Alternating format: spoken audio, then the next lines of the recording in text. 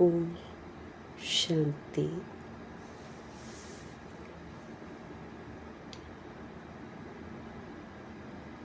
अर्थात मैं आत्मा शांत स्वरूप हूँ। ओम शांति अर्थात मैं आत्मा शांति के सागर शिव पिता परमात्मा की संतान हूँ। ओम शांति अर्थात मैं शांति धाम की रहने वाली हूँ। इस स्मृति के साथ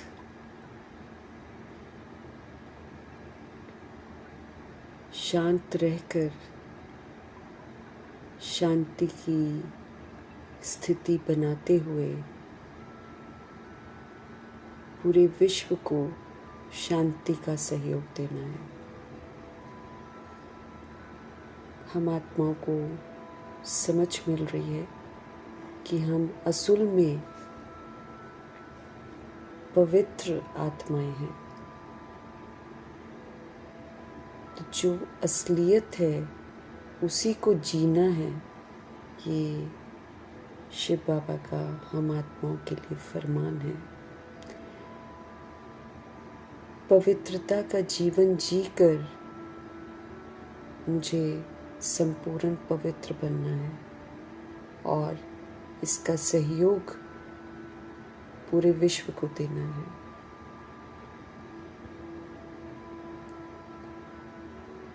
गलतियों को सुधारने की विधि बताने वाले हम आत्माओं को सच सोचना, सच बोलना, सच कर्म करना सिखाने वाले शिव पिता परमात्मा जी का तहे दिल से हम धन्यवाद करेंगे और बिल्कुल सच्चा बनकर,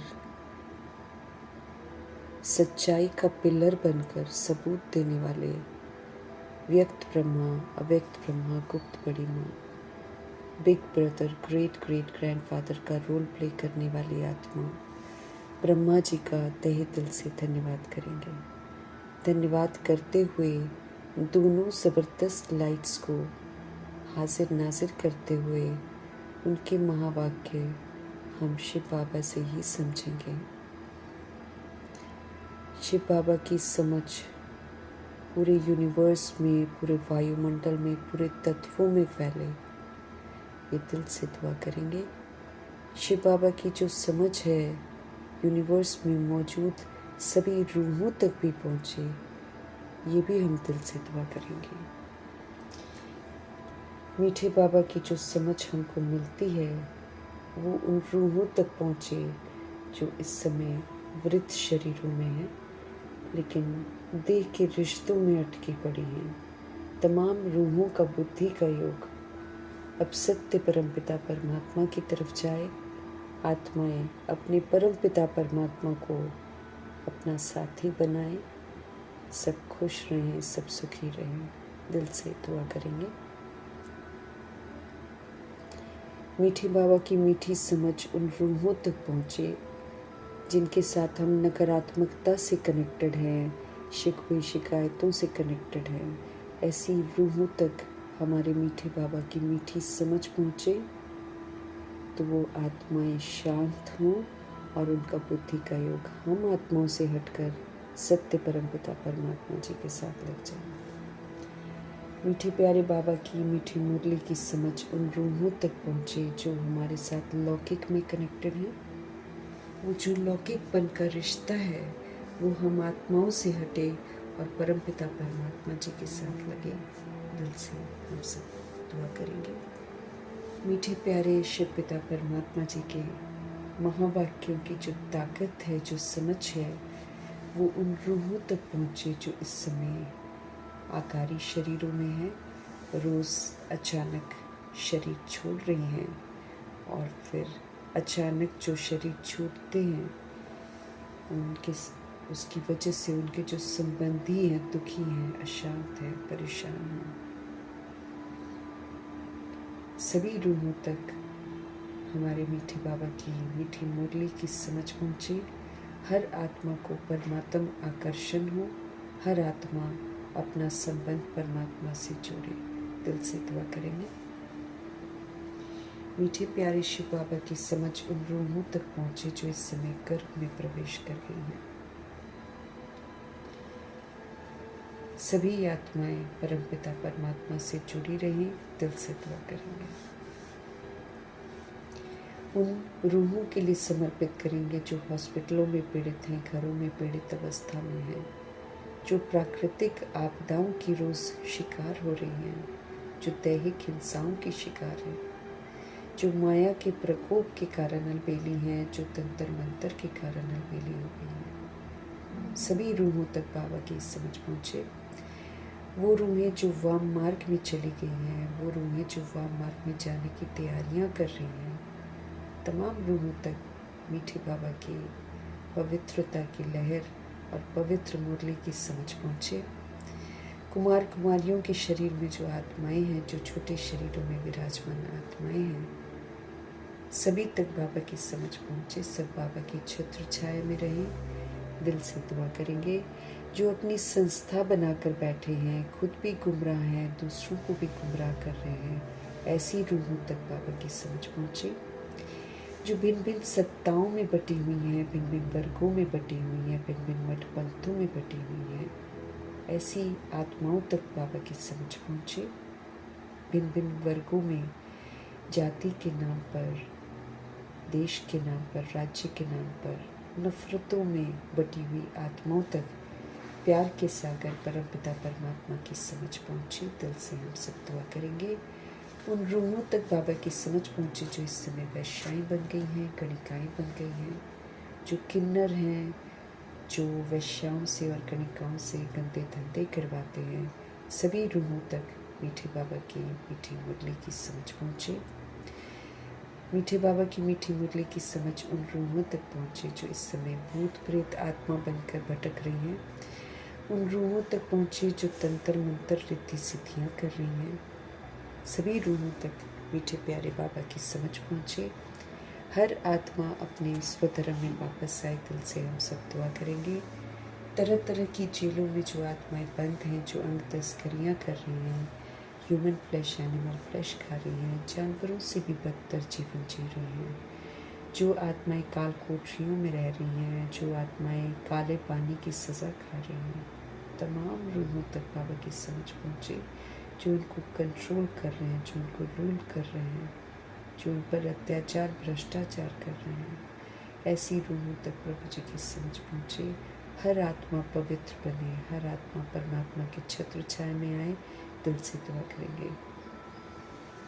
साहूकारी के नशे में जो धुत हैं, जो इंडस्ट्रियलिस्ट हैं, जो पैसे के नशे में हैं और प्रकृति से खिलवाड़ कर रहे हैं, तमाम रूहों तक प्रभु जी की समझ पहुँचे। सबको सद्बुद्धि आए और सब अब वापस घर चलने के लिए तैयार हो जाए। फिल्म इंडस्ट्री की रूहें, सीरियल्स जो बनाती हैं वो रूहें, जो गंदे गीत बनाते हैं, गंदे म्यूज़िक बनाते हैं, जो आत्माओं को भटकाते हैं, तमाम रूहों तक प्रभु जी की समझ पहुँचे। ये सिनेमा बनने की प्रथा ये समाप्त हो जाए। दिल से दुआ करेंगे। जो अंडरवर्ल्ड डॉन्स हैं, जो आतंकवादी बन गए हैं, जो तरह तरह के गैंगस्टर्स बन गए हैं, तमाम रूहों तक मीठे बाबा की समझ पहुँचे। जो तरह तरह के नशे करते हैं और जो आत्माएं ऐसे नशे के धंधे करवाते हैं, तमाम रूहों तक बाबा की समझ पहुँचे। हर आत्मा पवित्र बने, हर आत्मा अपने स्वधर्म में लौटे। दिल से दुआ करेंगे। उन स्थानों तक, उन रूहों तक प्रभु जी के महावाक्यों की ताकत पहुँची जहाँ अभी तक पहुँची नहीं है, और अगर पहुँचती भी है तो आत्माओं को समझ नहीं आ रहा है। ऐसी रूहों तक प्रभु जी की समझ पहुँचे ताकि सभी में सत्य को जानने की जो चाहना होती है वो जागृत हो और हर आत्मा पवित्र बने, शुद्ध बने और परमपिता परमात्मा जी के साथ जुड़े। हम आत्माएं अपने लिए भी दुआ करेंगे कि जो बाबा हमको रोज समझ दे रहे हैं, वो हम जिए, क्योंकि जीने का फरमान मिला हुआ है। अगर हम जो बाबा कह रहे हैं उसको जिएंगे नहीं तो फिर हम कभी भी आत्म अभिमानी नहीं बन पाएंगे, देह अभिमान में ही रह जाएंगे और फिर कड़ी सजाओं का पात्र बन जाएंगे। कड़ी सजाएं हमको नहीं खानी है, इसलिए मीठे बाबा की मीठी मुरली का एक एक शब्द जो है वो हम आत्माओं के चित्त पर बैठे इमर्ज रहे, और हम आत्माएं जैसे जैसे बाबा कह रहे हैं वैसे वैसे सारा दिन पाठ बजाकर पूरा होमवर्क करके उस दिन का पोता मेल उस दिन देकर उस दिन के रोल को फिनिश करके अगले दिन के रोल को और अच्छी तरह करने का दृढ़ संकल्प करके आगे बढ़ना है। तो बाबा की समझ जो है हम आत्माओं के चित्त पर विराजमान रहे। इन्हीं दुआओं के साथ देखेंगे आज हमारे परमपिता परमात्मा हम आत्माओं को किस विधि से सच्चाई को जीने की समझ देते हैं। मीठे मीठे बाबा बोले, मीठे बच्चे, बाबा आए हैं तुम्हारी तकदीर को जगाने। बताते रहते हैं ना हर दिन बाबा कि मैं क्यों आया हूँ, ताकि हम ध्यान दें कि बाबा आए हैं कुछ करने के लिए, तो वो सदा यहाँ नहीं रहेंगे। इसीलिए जिस मकसद के लिए बाबा आए हुए हैं वो मकसद हम पूरा ज़रूर करें। तो मीठे प्यारे बाबा समझ दे रहे हैं कि वो आए हैं हम आत्माओं की तकदीर जगाने के लिए, वो हम आत्माओं को पावन बनाने के लिए आए हैं। तो तकदीर हमारी तभी जगेगी जब हम पावन बनेंगे। नो प्योरिटी नो तकदीर।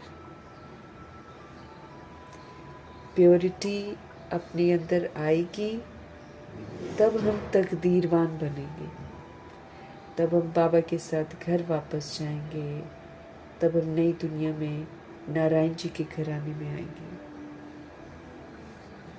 हमारे मीठे प्यारे बाबा बोले, मीठे बच्चे, बाबा आए हैं तुम्हारी तकदीर जगाने। पावन बनने से ही तकदीर जगेगी। हर समय याद रखना है कि मैं प्योर आत्मा हूँ और हर समय प्योरिटी से मुझे जीना है, बाबा कहते हैं। उसके लिए बाबा कहते हैं प्राण जाए लेकिन वचन ना जाए। कुछ भी हो जाए हमारी प्योरिटी खंडित नहीं होनी चाहिए। तो उसके लिए बाबा ने हमको बोला है संकल्पों में भी प्योरिटी, हमारे बोल में भी प्योरिटी, हमारे कर्मा में भी प्योरिटी, हमारी दृष्टि में भी प्योरिटी, सब चीज़ में प्योरिटी चाहिए। प्रभु जी का फरमान है। मीठे बाबा बोल रहे हैं कि हम सभी पवित्र आत्माएं हैं, हम सभी पवित्रता के सागर परमपिता परमात्मा की संतान हैं, हम सभी पवित्र धाम की रहने वाले हैं। ये मुझ आत्मा की रियल आइडेंटिटी है, ये मेरी पहचान है। अब ये जो मेरी पहचान है, मुझे इसी पहचान में अपना जीवन जीना है।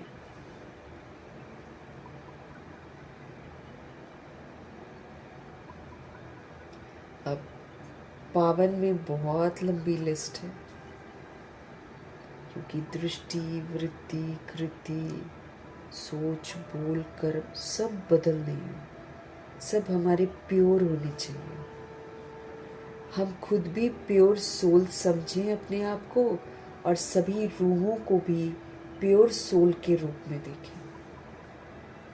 सभी को, सभी पवित्र आत्माएं हैं, भले वो अभी कुछ भी कर रही हों, लेकिन उनके बॉडी के पार्ट को नहीं देखते हुए मुझे प्योर सोल को देखना है। तब हम बनेंगे पावन। पावन बनने की बहुत सारी विशेषताएं हैं जो हमारे में आनी चाहिए। तो बाबा हम आत्माओं को पावन बनाने के लिए आए हैं, हम आत्माओं की तकदीर जगाने के लिए आए हैं। तो हमको पावन बनकर अपनी तकदीर को जगाना है, अर्थात उसको उज्जवल बनाना है, उसको ब्यूटीफुल बनाना है तकदीर को। प्रश्न है मीठे बाबा का, जिन बच्चों की तकदीर जगी हुई है उनकी निशानी क्या होगी? जो सोल्स हैं जिनकी तकदीर जगी हुई है, बाबा उनकी निशानी बता रहे हैं ताकि हम अपने आप को देख लें कि क्या मेरी तकदीर जग रही है। उत्तर है मीठे बाबा का कि जिनकी तकदीर जगी हुई होगी वे सुख के देवता होंगे।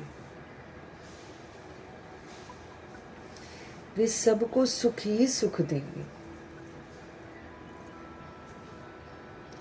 रूहानी सुख, नॉट जिस्मानी। वो सबको रूहानी सुख देंगे, वो सुख के देवता होंगे।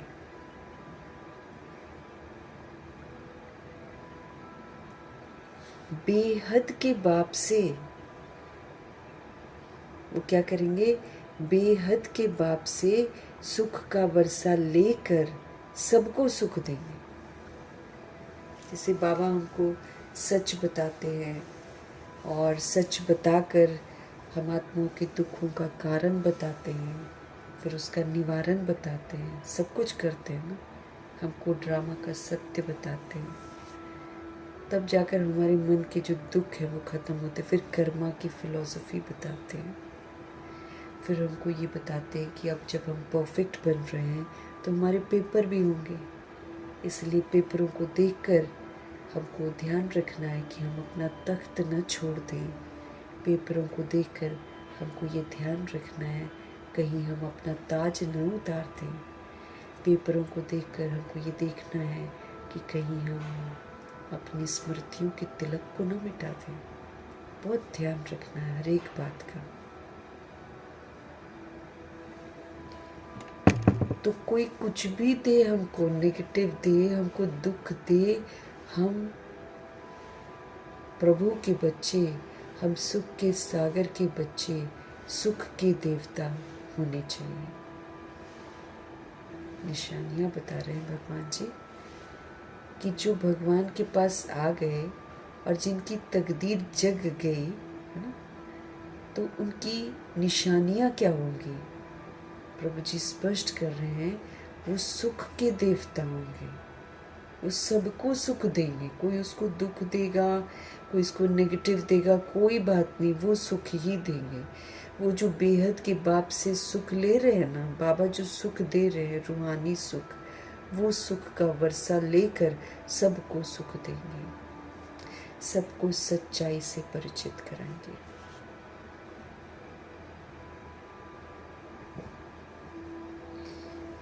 जिनकी तकदीर जगी हुई होगी वो कभी भी किसी को दुख नहीं दे सकते, न दृष्टि से, न अपनी वृत्ति से, न अपनी कृति से, न अपने संकल्पों से, न बोल से, न कर्म से। वो कभी भी किसी को दुख नहीं दे सकते हैं। वो कभी भी किसी को भगवान से विस्मृत नहीं कर सकते, क्योंकि जब हम दुख देते हैं तो जिसको हम देते हैं उसके साथ मेरा बंधन बंध जाता है। जिसको भी हम दुख देते हैं, जो दुख के लेन देन में फंस जाता है वो तो फिर किसी को सुख नहीं दे पाएगा ना, क्योंकि वो खुद दुखी हो गया।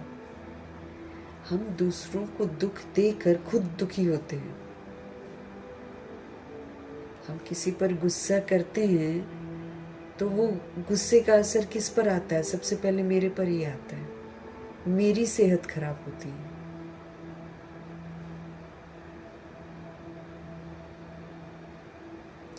तो जब हम किसी को दुख देते हैं, उस आत्मा का कनेक्शन मेरे साथ जुड़ जाता है, बंधन में हम फंस जाते हैं।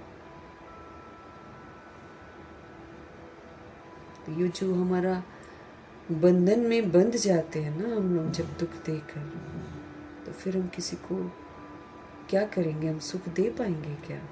किसी और को सुख दे देंगे अगर हमने एक को दुख दे दिया तो? दुख का लेन देन शुरू हो जाता है।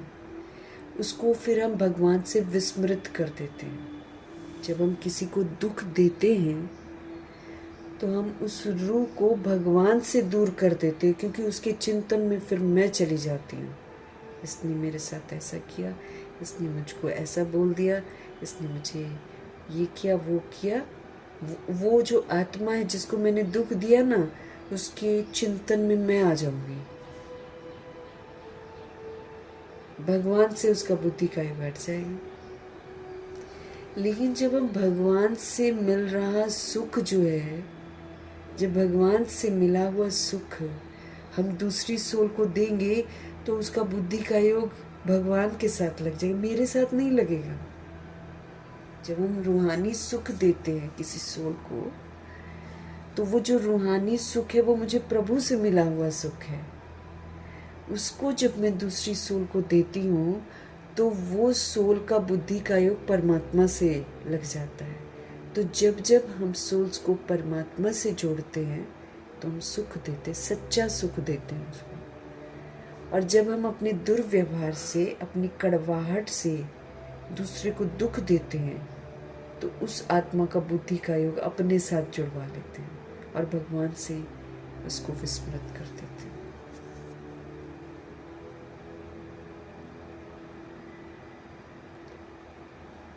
तो जिनकी तकदीर जगी हुई है, वो व्यास के बच्चे सच्चे सच्चे सुखदेव हैं।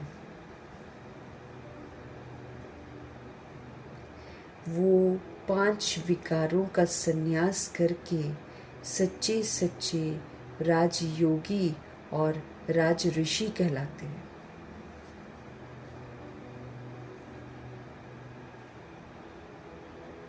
वो क्या करते हैं?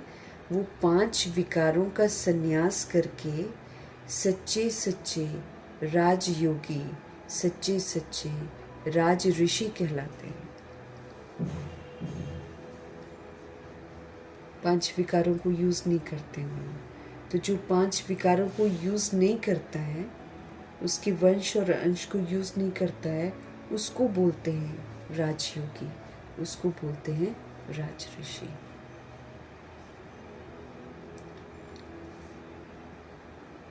सच्चे सच्चे राजयोगी। उनकी अवस्था जो है, जिनकी तकदीर जग जाती है ना, उनकी अवस्था एक रस रहती है। वो एक परमात्मा से सारे रस लेते हैं और एक जैसे पुरुषार्थ करते हैं। ये नहीं कि आज सुबह को अच्छा किया, फिर दोपहर को कुछ बैड हो गया, फिर शाम को भी बैड हो गया, ऐसे नहीं होते वो। जब वो एक बार रास्ते पर चल पड़ते हैं, तो वो निरंतर उन्नति करते रहते हैं। उसको एक रस बाबा बोलते हैं। ये नहीं कि जो अवस्था है उसी में टिक रहे हैं, नहीं, हर दिन उनमें इम्प्रूवमेंट आता है, इसलिए उनको एक रस कहते हैं। और वो इधर उधर भटकते भी नहीं हैं, क्योंकि वो सारे के सारे रस शिव बाबा से लेते हैं, इसलिए उनको इधर उधर से कोई चाहना नहीं रहती है।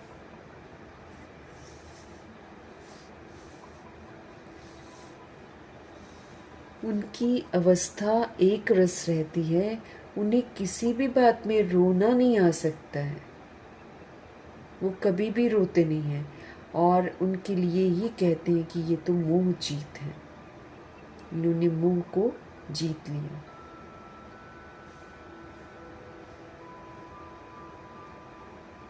तो ये निशानियां हैं। इन निशानियों से हम अपने आप को देखेंगे कि हमारी तकदीर जग रही है, जगी हुई है या बुझ जाती है। अपने आप को हम खुद देखेंगे। तो प्रभु जी ने तो बता दिया कि जिनकी तकदीर जगी हुई होगी वो तो सुख के देवता होंगे, वो बेहद के बाप से जो सुख मिल रहा है वो वर्षा लेकर सबको सुख देंगे। वो कभी भी किसी को दुख नहीं दे सकते। वो व्यास के बच्चे सच्चे सच्चे सुखदेव हैं। ये टाइटल्स मिल रहे हैं सारे, ऐसी रूहों को टाइटल मिल रहा है कि ये सच्चा सच्चा सुखदेव है। वो 5 विकारों का संन्यास कर लेते हैं, इसीलिए विकारों को वो कभी यूज़ नहीं करते हैं। उनको फिर बाप दादा एक और स्वमान का टाइटल देते हैं कि वो राज ऋषि हैं, वो राजयोगी हैं। उनकी अवस्था हमेशा एक रस रहती है, कभी ऊपर कभी नीचे, ऐसी अवस्था नहीं रहती है। उनको रोना कभी नहीं आता है और उनके लिए ही कहते हैं कि वो मोह जीत है। उन्होंने मोह को जीत लिया है। गीत है तकदीर जगा कर आई हूँ। भगवान के पास आ गए तो तकदीर जगा कर हम आए हैं। अब तकदीर की तस्वीर को सुंदर बनाना है, जो कि हम श्रीमत पर एक्यूरेसी से चलकर ही बना सकते हैं। ओम शांति। गीत की एक लाइन सुन करके भी मीठे मीठे बच्चों के रोमांच खड़े हो जाने चाहिए। बाबा एक ही लाइन बजवाते थे, लेकिन बाबा का कहना है कि ये एक लाइन सुनते हुए भी मीठे मीठे बच्चों के रोमांच खड़े हो जाने चाहिए। है तो ये कॉमन गीत, बाबा कहते हैं, परंतु इनका सार और कोई भी दुनिया में नहीं जानते कि कैसे तकदीर जगती है।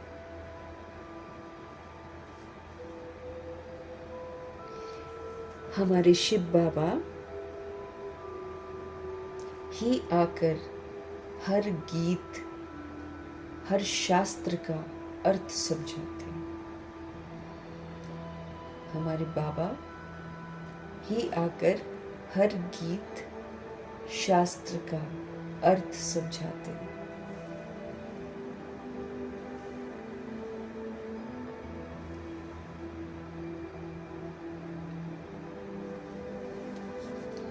मीठे मीठे बच्चे ये भी जानते हैं कि कलयुग में सबकी तकदीर इस समय सोई हुई है। भले वो अपने आप को पैसे वाला समझते हो, मर्तबे वाला समझते हो, लेकिन कलयुग में सभी की तकदीर सोई हुई है। जिसे वो तकदीर समझते हैं वो तकदीर नहीं होती है। सतयुग में तकदीर सबकी जगी हुई रहती है।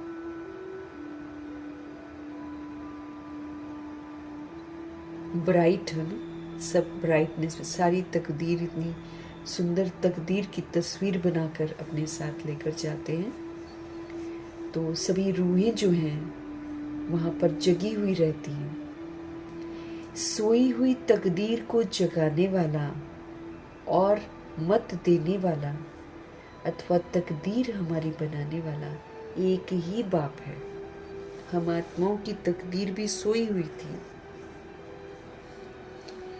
तो जो सोई हुई तकदीर है उसको जगाने वाला और फिर ऊंची मत देने वाला, तकदीर बनाने वाला एक ही शिव बाबा है।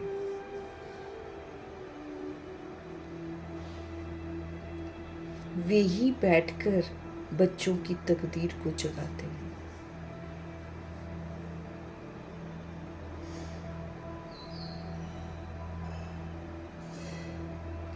वही बैठ बच्चों की तकदीर जगाते हैं। जैसे बच्चे पैदा होते हैं और तकदीर जग जाती है। बच्चा जन्मा और उनको ये पता चल जाता है कि हम वारिस हैं। हू बहू, बाबा कहते हू बहू, ये बेहद की बातें हैं। बच्चे जानते हैं कल्प कल्प हमारी तकदीर जगती है। हर 5000 वर्ष के आखिरी के 100 वर्षों में हमारी तकदीर जो है ना, इस समय जगती है।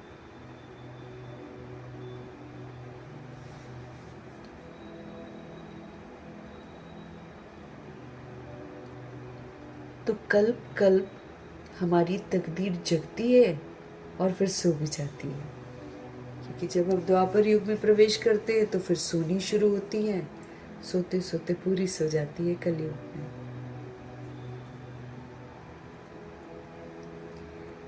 बाबा स्पष्ट कर रहे हैं कि जब हम पावन बनते हैं, प्योर बनते हैं, तो हमारी तकदीर जगती है। पावन गृहस्थ आश्रम कहा जाता है। सतयुग में भी गृहस्थ होता था, लेकिन तब वो पावन गृहस्थ कहलाता था। और सिर्फ पावन गृहस्थ नहीं, आश्रम कहलाता था। घर जो था ना, वो आश्रम कहलाता था। आश्रम अक्षर पवित्र होता है।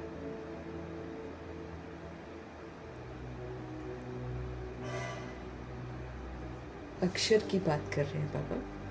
ऐसे तो आश्रम आजकल कलयुग के हैं, वो तो फिर पतित है, लेकिन ऐसे आश्रम शब्द जो है ये पवित्रता को दर्शाता है। तो बाबा कहते हैं आपकी तकदीर जगती भी है कल्प कल्प और फिर सो भी जाती है। पावन बनते हैं, जब हम पावन बनते हैं तो हमारी तकदीर जग जाती है। पावन गृहस्थ आश्रम कहा जाता है। आश्रम अक्षर पवित्र होता है, बाबा कहते हैं।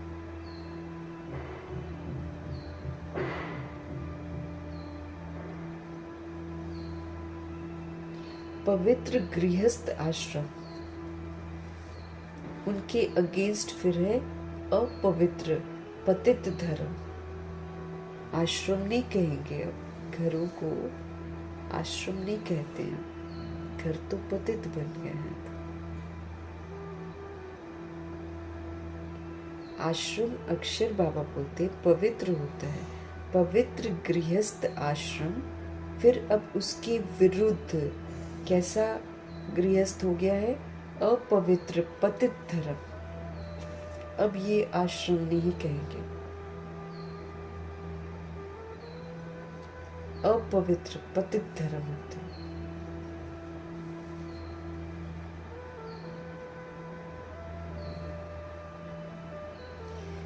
गृहस्थ धर्म तो सबका है ही, गृहस्थ धर्म तो सबका है ही, जानवरों का भी है। वहां भी बच्चे पैदा होते हैं, क्योंकि वो फिर वही जो मनुष्य करता है वो जानवर भी करते हैं।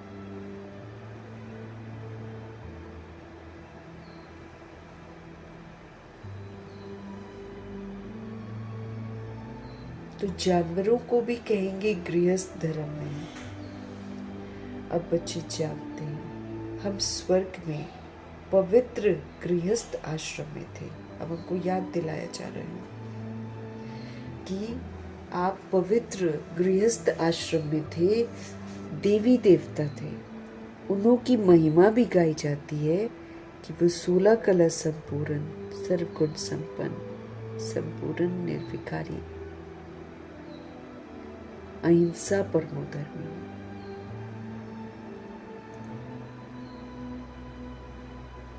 तो अब बच्चे जानते हैं कि हम स्वर्ग में पवित्र गृहस्थ आश्रम में थे, देवी देवता थे, उन्हों की महिमा भी गाते हैं।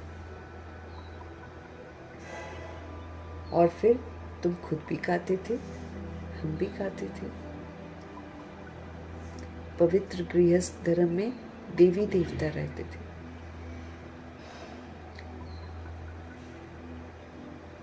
तुम खुद भी गाते थे। अभी समझते हो कि हम मनुष्य से सो देवता फिर से बन रहे हैं। अभी हम सभी आत्माएं समझते हैं कि हम मनुष्य से सो देवता फिर से बन रहे हैं। देवी देवताओं का धर्म है, फिर ब्रह्मा विष्णु शंकर को भी तो देवता कहते हैं। असल में तो यही देवता होते हैं। सृष्टि पर तो बाबा कहते हैं ब्रह्मा विष्णु शंकर जो हैं असल में वही देवता कहलाते हैं। नीचे जब सत्युग में होते वो दैवी गुणों वाले मनुष्य कहलाते हैं, लेकिन जस्ट बिकॉज उनमें डिवाइन क्वालिटीज होती हैं इसलिए आत्माएं या भगत आत्माएं सब जो हैं उनको देवी देवता कहते हैं।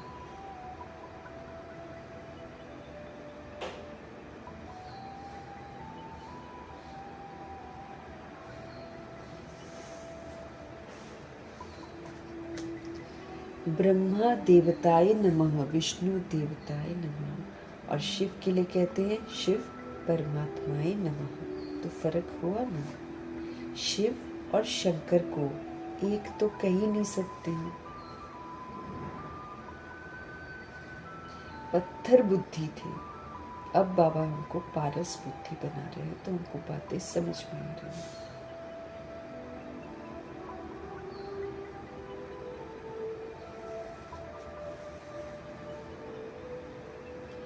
शिव और शंकर को एक कह नहीं सकते हैं कहते से। पत्थर बुद्धि थे, अब पारस बुद्धि बन रहे हैं। देवताओं को तो पत्थर बुद्धि नहीं कहेंगे। देवता जो होते हैं ना उनको पत्थर बुद्धि नहीं कहेंगे।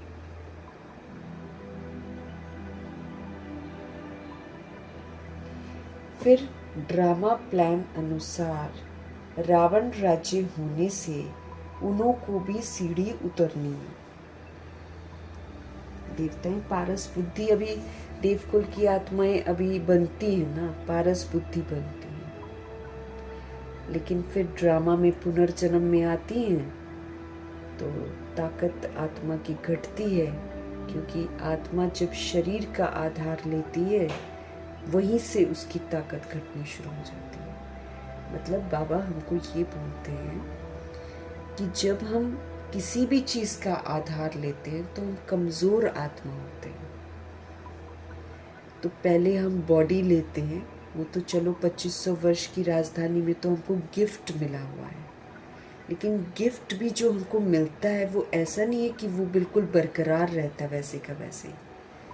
अब जो ब्रह्मा जी लक्ष्मी और ब्रह्मा जी और सरस्वती जी लक्ष्मी नारायण बनते हैं, तो ये लक्ष्मी नारायण जब बनते हैं तो इनका वो घटना शुरू हो जाता है उसी दिन से। कृष्ण जी को महात्मा कहते हैं, कृष्ण जी को सतो प्रधान कहते हैं। हालांकि उन्होंने भी बॉडी ली है, लेकिन जैसे वो बड़े होते हैं और वे एक और साथी लेते हैं, वहाँ से फिर उनको महात्मा नहीं कहते हैं, वहाँ से हम घटना शुरू करते हैं। इसलिए बाबा हमको बोलते हैं कि तुम एक पावरफुल बीइंग हो, तुम ये आधार लेने छोड़ो, अब तुम अपने आप को अशरीरी आत्मा समझो, क्योंकि तुम हो अशरीरी। तो जितना सोल इस विस्तार से, दैहिक विस्तार से स्मृति में हटती जाती है, वैसे वैसे वो हल्की, वैसे वैसे वो पावरफुल बनने लग जाती है।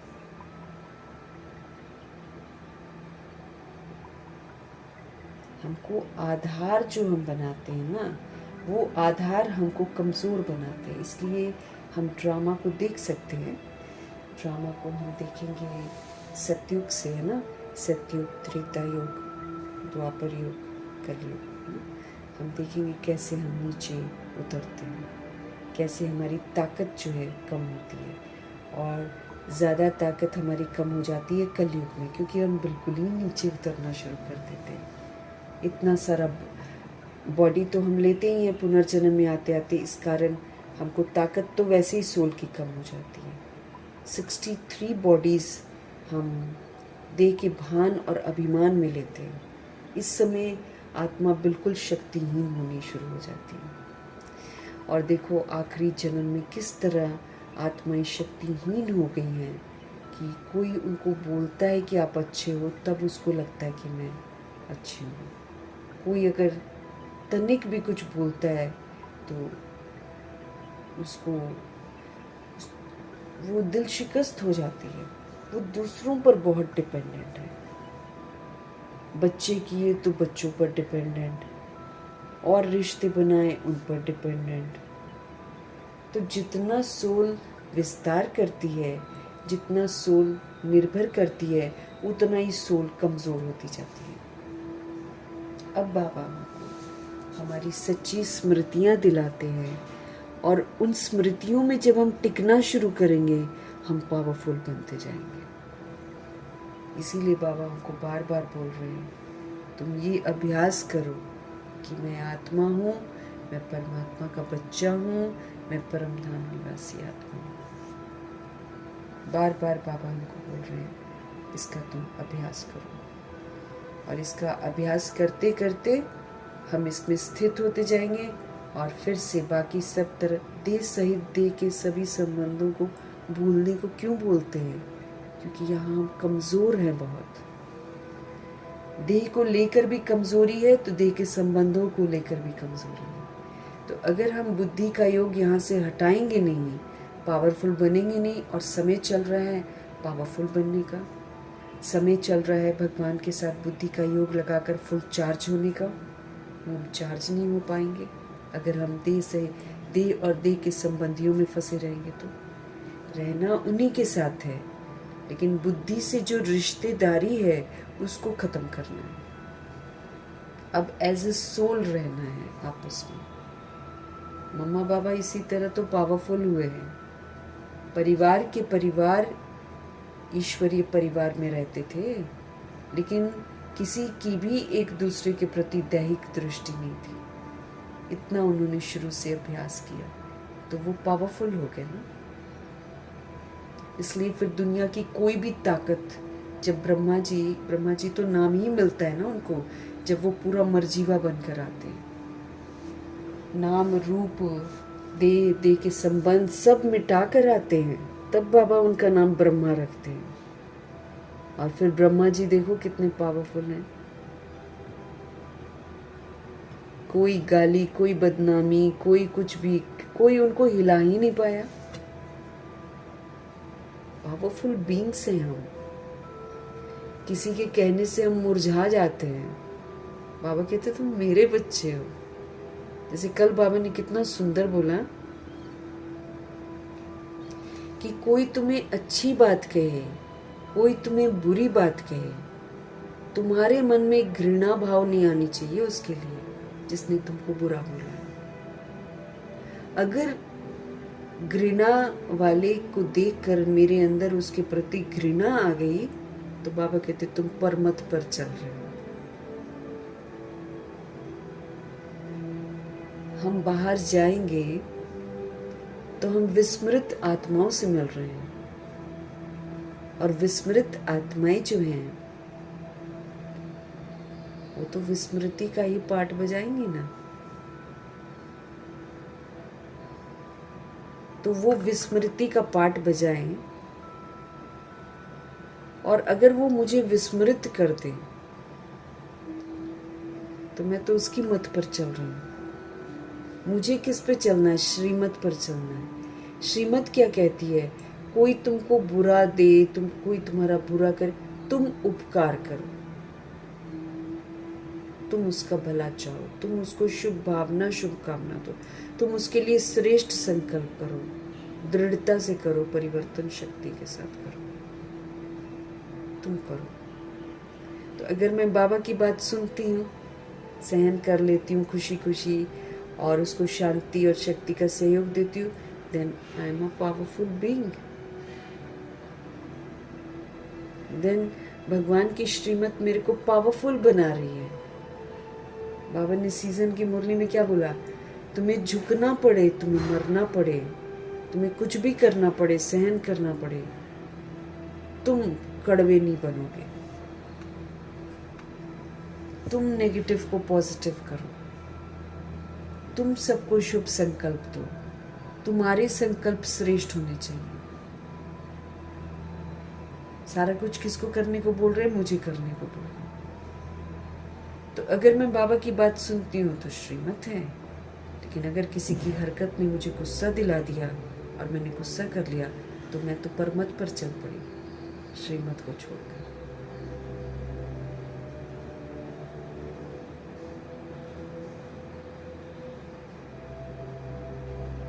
बाबा हमको पारस बना रहे हैं, पावरफुल बना रहे हैं, प्योर बना रहे हैं। इसीलिए देह सहित देह के सभी संबंधों को भूलना, क्योंकि देह का भान फिर मेरे से उल्टा काम करवाएगा, और जो देह के संबंध हैं फिर उनकी कमी कमजोरियों के हम भी शिकार हो जाएंगे। हम भी शिकार हो जाएंगे ना उनके, उन्हीं के जैसे बन जाएंगे फिर हम। और मैं कौन हूं? मैं आत्मा हूं। मैं कौन हूं? मैं परमात्मा का बच्चा हूं। मैं कौन हूं? मैं परम धाम से आया हूं। मेरी तो पहचान ही अलग है। बाकी जितना दुनिया में विस्तार किया वो मैंने देह अभिमान में कर दिया। देह झूठी, देह के रिश्ते झूठे, टेम्पररी, कार्मिक बंधन।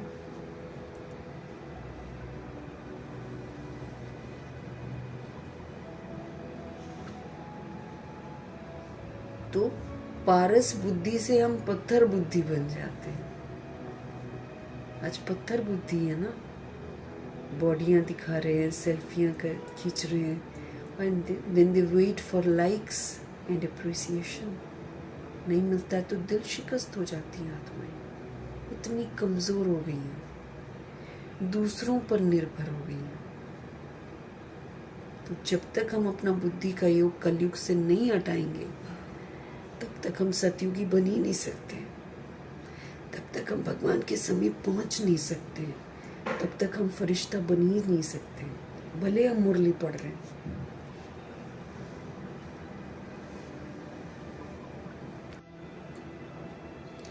देवताओं को तो पत्थर बुद्धि नहीं कहेंगे, लेकिन ड्रामा प्लान अनुसार रावण राज्य होने से उन्हों को भी सीढ़ी उतरनी ही है। जब देह का अभिमान हम पर रूल करना शुरू करता है तो हम रूहें जो हैं सीढ़ी उतरते हैं, अर्थात हमारे चरित्र में गिरावट आनी शुरू हो जाती है। पारस बुद्धि से पत्थर बुद्धि हमको बनना है, बनना ही है। हमेशा पारस नहीं रहते हैं, हम पुनर्जन्म लेते रहते हैं, बॉडी लेते रहते हैं, उसका विस्तार करते रहते हैं, तो पत्थर बुद्धि बन जाते हैं। सबसे बुद्धिमान बनाने वाला तो एक ही बाप है। हम सभी आत्माओं को बुद्धिवान बनाने वाला एक ही बाप है। तुमको पारस बुद्धि बनाते हैं भगवान जी, हमको एकदम प्योर बना देते हैं। तुम यहाँ आते हो किस लिए? पारस बुद्धि बनने। तो मुझको याद रखना है, ये बाबा आए हैं पावन बनाने और हम बाबा के पास आए हैं पारस बुद्धि बनने। पारसनाथ के भी मंदिर हैं, वहाँ मेला भी लगता है बाबा कहते हैं, लेकिन ये किसको पता नहीं है कि पारसनाथ है कौन, किसी को भी नहीं मालूम है। इतने सारे शिव के मंदिर हैं, इतने सारे नाम रखे हैं, but people do not know. क्यों बोलते हैं हम शिव को ऐसा? तो पारसनाथ कौन है कोई नहीं जानते। वास्तव में पारस बनाने वाला तो शिव बाबा ही है, सबको प्योर बनाते हैं, हमको अपनाते हैं, हमको शिक्षित करते हैं। तो सिर्फ और सिर्फ एक शिव बाबा ही है जो हमको पारस बनाते हैं। वो है बुद्धिवानों की बुद्धि, उनसे टॉप में कोई नहीं है। ये है तुम बच्चों की बुद्धि के लिए खुराक, जो बाबा हमको समझ देते हैं। तो देह की खुराक खाए जा रहे हैं, वो भी अठरम शटरम खा रहे हैं आज, लेकिन आत्मा को खुराक चाहिए। तो आत्मा को खुराक परमात्मा ही देते हैं। फिर आत्मा ताकतवर बनती है ना, तो अपनी कमी कमज़ोरियों से बाहर निकलती हैं, चाहिए से बाहर निकलती हैं। इतनी कमज़ोर हो गई हैं कि सब्जी है तो साथ में अगर चटनी नहीं है, साथ में अचार नहीं, खाएंगे नहीं, खाना नहीं, मतलब चाहिए आत्माओं को, कमज़ोर हो गई है। ये सारी हमारी वीकनेस आ गई है हमारे अंदर। तो शिव बाबा बुद्धिवानों की बुद्धि है, ये है तुम बच्चों की बुद्धि के लिए खुराक। बुद्धि कितना पलटती है, जैसे गाया जाता है ना, सी नो इविल। बाबा कहते हैं पलटाया जाता है, जैसे गाया जाता है, see no evil, think no evil, do no evil, speak no evil, hear no evil. देह अभिमान की दुनिया में तो हम इविल बन जाते हैं ना, हम देह अभिमान में आ जाते हैं जब, तो जाहिर सी बात है कि हम सारी आत्माएं क्या करते हैं, देह को देखते हैं, है ना। हम देह की बातें सुनते हैं, हम देह की बातें करते हैं, हम देह के बारे में ही सोचते रहते हैं और हम देह समझकर कर्म करते हैं। ये तो शिव बाबा आकर हमको बताते हैं कि यही है इविल। इसी ने हमको शैतान बनाया है, इसी ने हमको चंचल बनाया है। द्वापर युग से हम आत्माओं में जब चंचलता आती है तो किस लिए आती है? देह का अभिमान आता है तब चंचल होते हैं हम, तब आता है ये खाना वो खाना है। तो hear no evil, see no evil, do no evil, think no evil, see no evil. Body नहीं देखो बाबा बोलते, बॉडी को देखने से हम बैड बनते ही बनते हैं। इसलिए बाबा हमको रूह को देखने की तपस्या करने को कहते हैं। रूह को देखना, रूह से बात करना और फिर सतोगुणी बीइंग के रूप में उसको देखना बहुत बड़ा तप है बहुत ही बड़ा तप है। रूहें तो इस समय विस्मृत हैं, लेकिन उन विस्मृत रूहों को एज अ प्योर सोल देखना, जैसे हमारे बाबा देखते हैं, बहुत बड़ा तप है।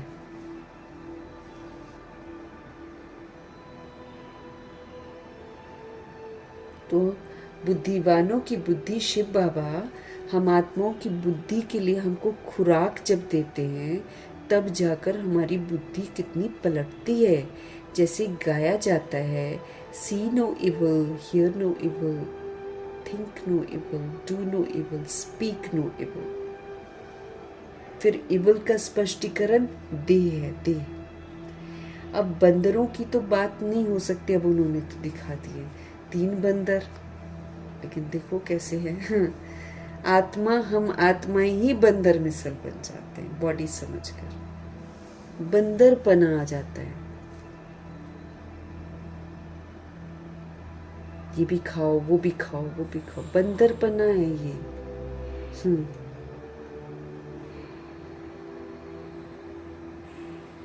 अब बंदरों की तो बात नहीं है, बाबा कहते मनुष्य ही जैसे बंदर मिसल बन जाते। क्यों? बंदर कामी भी होता है, बंदर लोभी भी होता है, मुंह वाला भी होता है, उसके अंदर सारे विकार एकदम चरम सीमा पर होते हैं। अब देखो जब रूहें ऐसी बनती हैं ना, तो फिर जानवर भी वैसे बनते हैं। प्रकृति बोलती है अब देखो तुम्हारी रचना कैसी है। तो बंदर सबसे विकारी है, अहंकार भी है उसमें, लोभी कितना है वो। अब बंदरों की तो बाबा कहते इवल को लेकर कोई बात नहीं है, मनुष्य ही जैसे बंदर मिसल बन जाते हैं।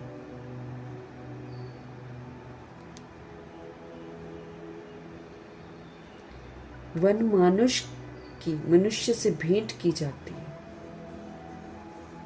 एप्स जिसे बोलते हैं ना, हमारे जो पूर्वज है वो एप्स हैं, मतलब पूंछ होती है और वानर जैसे होते हैं। इसको कहा जाता है कांटों का जंगल। ये सारी दुनिया इस समय विकारों में जूझ रही है, इसलिए सारा क्या बन गया है? कांटों का जंगल। कितना एक दो को सोल्स दुख देती है, दुख दे रही है ना। किसकी ये जमीन है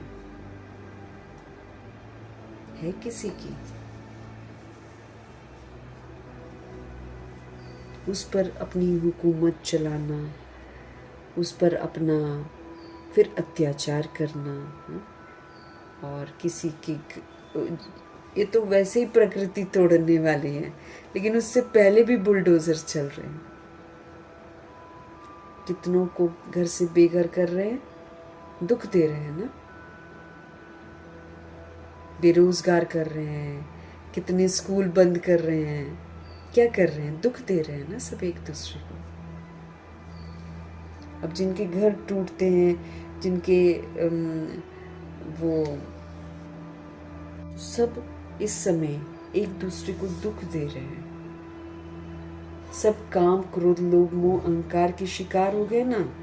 अब जब हम इसके शिकार हो जाते हैं तो हमको समझ में नहीं आता है, हम देह के भान और अभिमान में एक दूसरे को दुख देने के निमित्त बन जाते हैं, हम कांटे बन जाते हैं, हमारे बोल चुभते हैं, हमारे क्या बोले, हमारे कर्म किसी को अच्छे नहीं लगते हैं। इस टाइप की दुनिया इस समय हो गई है।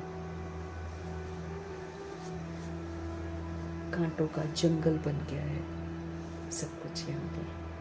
कितना एक दो को दुख देते, किसी का पानी बंद करके कितना खुश होते हैं कि उसको पानी नहीं मिल रहा है, खुश होते हैं। किसी का घर तोड़ रहे हैं, अब इतने घर जो तोड़ रहे हैं, सत्ता बैठकर देख रही है। बाबा कहते हैं कितना एक दो को दुख देते रहते हैं। कि कलयुग ऐसा है कि किसी को सुखी देकर भी लोगों को प्रॉब्लम हो जाती है, तो उसके लिए देखो इविल का सहारा लेते हैं।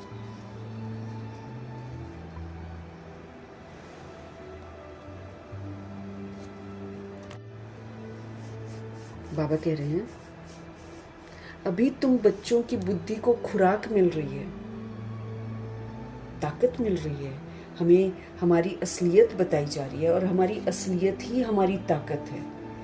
My reality is my power and my reality is my royalty. अभी तुम बच्चों की बुद्धि को खुराक मिल रही है। बेहद का बाप हमको खुराक दे रहे हैं, एकदम कमजोर वीक सोल और हमको रोज की मुरली क्या है, हम आत्माओं की खुराक है, ताकत है। इसलिए बाबा बोलते मुरली मिस नहीं करना। अभी तुम बच्चों की बुद्धि को खुराक मिल रही है। बेहद का बाप शिव बाबा खुराक दे रहे हैं। ये ईश्वरीय पढ़ाई है, इसको ज्ञान का अमृत भी कहते हैं। ये ज्ञान अमृत है, इससे हम प्योर बनते हैं। कोई जल आदि नहीं है यहाँ पर सूक्ष्म समझ मिलती है। आजकल सब चीजों को अमृत कह देते हैं, गंगा जल को भी अमृत कहते हैं। कहेंगे ये गंगा जल पियो मुक्ति मिलेगी, या गंगा जल का छिड़काव करो, होती है मुक्ति किसी की। तो बाबा कहते हैं गंगा जल को भी अमृत कह देते हैं। देवताओं के पैर धोकर पीते हैं, पानी रखते हैं, उनको भी अमृत की अंजलि समझते हैं। मूर्ति होती है ना, तो देवताओं के पैर धोते हैं, फिर वो पानी रख लेते हैं, फिर उनको भी अमृत की अंजलि समझते हैं। अंजलि जो लेते हैं उसको ऐसे नहीं कहेंगे कि ये पतितों को पावन बनाने वाला है। अब ये अंजलि जो दे रहा है, पंडित हो चाहे ब्राह्मण जो भी हो, या अंजलि जो लेते हैं, तो उसको ऐसे नहीं कहेंगे कि ये पतितों को पावन बनाने वाला है। गंगा जल के लिए कहते हैं पतित पावनी है। वो कहते भी हैं मनुष्य मरे तो गंगा जल मुख में होना चाहिए। दिखाते हैं अर्जुन ने बाण मारा फिर अमृत जल पिलाया। अब ऐसा तो कुछ अर्जुन होता है, हाँ हमारे ब्रह्मा जी अर्जुन है, हाँ? तो वो जब शिव बाबा, जैसे हम लोग प्यूरिफाई कर सकते हैं वाटर को, है ना, बाबा की याद से, तो अर्जुन ने बाण मारा फिर अमृत जल पिलाया। अब अर्जुन कौन है? अर्जुन तो ब्रह्मा जी हैं। तुम बच्चों ने कोई बाण आदि थोड़ी चलाए हैं, हमारे पास तो ज्ञान के तीर है ना, लेकिन बाबा कहते तुम बच्चों ने कोई बाण आदि नहीं चलाए, वो तो हिंसा हो जाती है। लेकिन राम जी को दिखा देते हैं कि क्योंकि वो ज्ञान को यूज़ करते हैं, फिर फेल हो जाते हैं, फिर ज्ञान को यूज़ करते फिर फेल हो जाते हैं, ऐसे करते करते अंत में जाकर पास होते हैं। तुम बच्चों ने कोई बाण आदि नहीं चलाए हैं। एक गांव है जहां बाणों से लड़ाई करते हैं, वहां के राजा को ईश्वर का अवतार कहते हैं। बताओ, अब ईश्वर लड़ाई थोड़ी करवाएंगे, है ना। तो बाबा कहते हैं एक गांव है जहाँ बाणों से क्या करते हैं, लड़ाई करते हैं, और फिर वहाँ का जो राजा होता है ना, उसको ईश्वर का अवतार कहते हैं। बाप कहते हैं ये सारी भक्ति मार्ग के गुरु हैं, सच्चा सच्चा सतगुरु तो फिर सिर्फ एक शिव बाबा ही है। यहाँ के सारे गुरु सच्चे नहीं हो सकते ना, क्योंकि वो मनुष्य है। मनुष्य तो पुनर्जन्म में आता है, तो वो कहाँ से गुरु हो सकता है? क्या गाइड करता है? क्या वो ड्रामा के आदि मध्य अंत का राज बता पाता है? क्या वो ये बता पाता है कि हम आत्मा है, परम धाम से आए हैं और हम परमात्मा के बच्चे हैं, फिर हम कैसे ड्रामा में पुनर्जन्म में आते हैं, कैसे हम शक्तियाँ खोते हैं? करता है क्या कोई गुरु? ऐसा करता है क्या? सही रास्ता दिखाता है क्या? परमात्मा से जोड़ता है क्या? तो फिर हम उसको गुरु क्यों कहें? तो बाबा कहते ये सारे जितने भी ना, ये भक्ति मार्ग के गुरु हैं। सच्चा सच्चा सदगुरु तो एक शिव बाबा ही है। वो सर्व का सदगति दाता एक है, जो सबको अपने साथ लेकर जाता है। वो सर्व का सदगति दाता एक है, जो सबको अपने साथ लेकर जाता है। बाप के सिवाय, बाप के सिवाय हमको वापस कोई ले ही नहीं जा सकता। ब्रह्म में लीन हो जाने की भी बात नहीं है यहाँ तो, कि हम ब्रह्म में लीन हो जाएंगे। क्यों? क्योंकि आत्मा नाटक में पाठ करती है, तो फिर आत्मा लीन नहीं हो सकती है। वो तो पुनर्जन्म में आती है, और चूंकि वो अविनाशी है, इसलिए नाटक की रिकॉर्डिंग भी कर लेती है, और फिर वो बार बार वही नाटक घूम फिर कर 5000 साल के बाद रिपीट होता है। तो ये नाटक जो है बना हुआ है, हम आत्माओं ने बना रखा है, जो चक्र फिर ना अनादि फिरता ही रहता है। वर्ल्ड की हिस्ट्री ज्योग्राफी कैसे रिपीट होती है, ये अभी तुम जानते हो।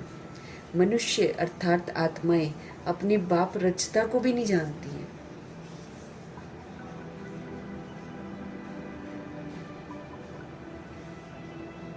बाबा कहते हैं ये नाटक बना हुआ है, जो चक्र फिर अनादि फिरता ही रहता है।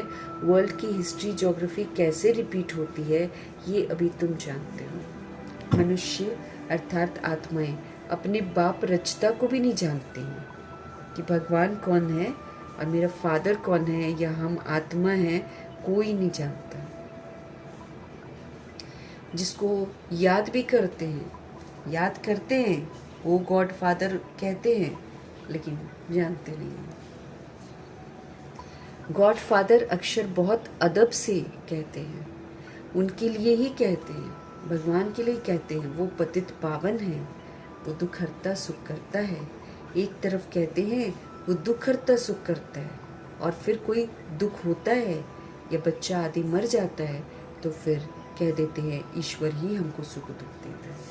कायदे से तो भगवान दुख किसी को भी नहीं देते हैं, सबको सुख ही सुख देते हैं। लेकिन भगवान पर इल्ज़ाम लग जाता है कि ये जो कलयुग में दुख हो रहा है, ये जो लोग मर रहे हैं, ये सब भगवान करवा रहे हैं। ईश्वर ने हमारा बच्चा ले लिया, ये क्या किया? ईश्वर को फिर गालियां देते हैं। कई लोग भगवान जी को गालियां भी देते हैं, कहते भी हैं ईश्वर ने बच्चा दिया है, फिर अगर उसने वापस ले लिया तो फिर तुम रोते क्यों हो? बाबा कहते हैं जब तुम कह रहे हो कि ईश्वर ने दिया है, और अगर तुम कह रहे हो कि ईश्वर ने ले लिया है, तो ईश्वर ने दी हुई चीज अपनी ले ली, तो फिर तुम रोते क्यों हो? कंफ्यूज्ड है ना सोल्स। तो कहते भी हैं ईश्वर ने बच्चा दिया है, फिर अगर उसने वापस ले लिया है, तो फिर तुम रोते क्यों हो? ईश्वर के पास गया ना। सतयुग में कब कोई रोते नहीं है। बाप समझाते हैं रोने की तो कोई जरूरत ही नहीं है। आत्मा को अपना हिसाब किताब अनुसार जाकर पाठ बजाना है। रो कर क्या करेंगे, वो सोल तो आएगी नहीं। उससे अच्छा ये है कि जब तक हम जी रहे हैं हम सबके साथ अच्छा पाठ बजाएं, ताकि उसके जाने के बाद फिर हमको कोई भी किसी तरीके का पश्चाताप ना हो। क्योंकि इस अचानक के खेल में अचानक हाथ छूटेंगे, तो इसलिए हर घड़ी को अंतिम घड़ी समझकर हमको अच्छा पाठ बजाने की समझ बाबा देते हैं कि हिसाब किताब बनाओ मत, हिसाब किताब सेटल कर लो। आत्मा को अपने हिसाब किताब अनुसार जाकर पाठ बजाना है। ज्ञान न होने के कारण मनुष्य फिर कितना रोते हैं, जैसे पागल हो जाते हैं। होते हैं ना पागल, अचानक जब मौतें देखते हैं तो पागल हो जाते हैं।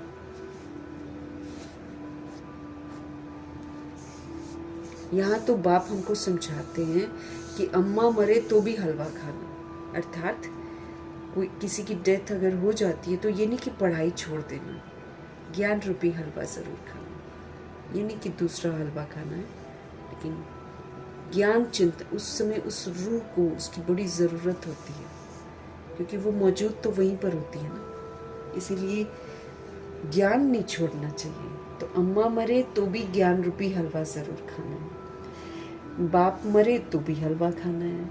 हमको नष्ट मोहा होना है, किसी भी तरह की अटैचमेंट नहीं रखनी है। ईश्वरीय पढ़ाई चलती रहे और हम दूसरी सोच को सत्य से परिचित कराते रहे। हमारा तो एक ही बेहद का बाप है, दूसरा न कोई।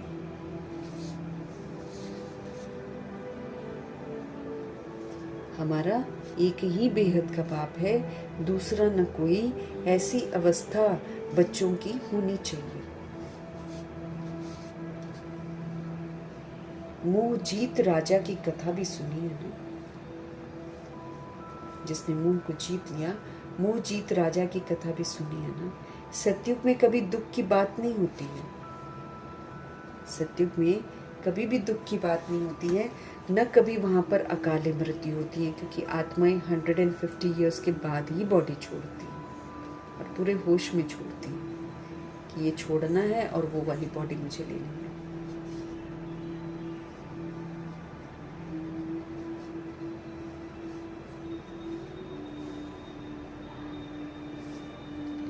बच्चे जानते हैं हम काल पर जीत पाते हैं। बाप को महाकाल भी कहते हैं, बाप को कालों का काल भी कहते हैं। तुमको काल पर जीत पानी है। अभी हम काल पर जीत पाते हैं जब हम सारा कुछ समझते हैं, है ना, तो फिर हम काल पर जीत प्राप्त करते हैं।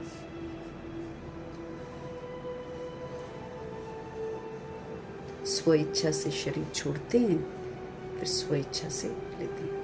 जैसे दादियों ने अपना सारा हिसाब किताब सेटल किया, फिर शरीर छोड़ा, ऐसे हमको भी करना है। तुमको काल पर जीत पानी है, अर्थात काल कब खाता नहीं है। काल न आत्मा को खाता है न शरीर को खा सकता है ना। काल बाबा कहते हैं न आत्मा को और न शरीर को खा सकता है। आत्मा एक शरीर छोड़कर दूसरा लेती है, उसको कहते हैं काल खा गया।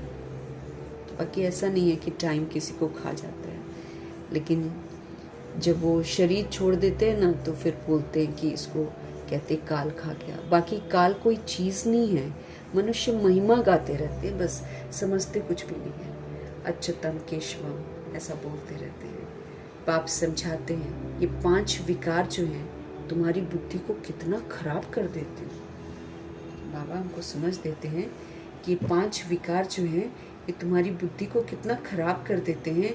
इस समय कोई भी बाप को नहीं जानते हैं, इसलिए उनको ऑर्फन की दुनिया कहा जाता है। क्योंकि कोई भी सोल जो है अपने गॉडफादर को नहीं जानती है, इसीलिए सब के सब क्या हो गए, अनाथ हो गए। तो जो अपने बाप को नहीं जानता वो अनाथ होता है ना। तो इस समय कोई भी बाप को नहीं जानते हैं, इसलिए इनको ऑर्फन की दुनिया कहा जाता है।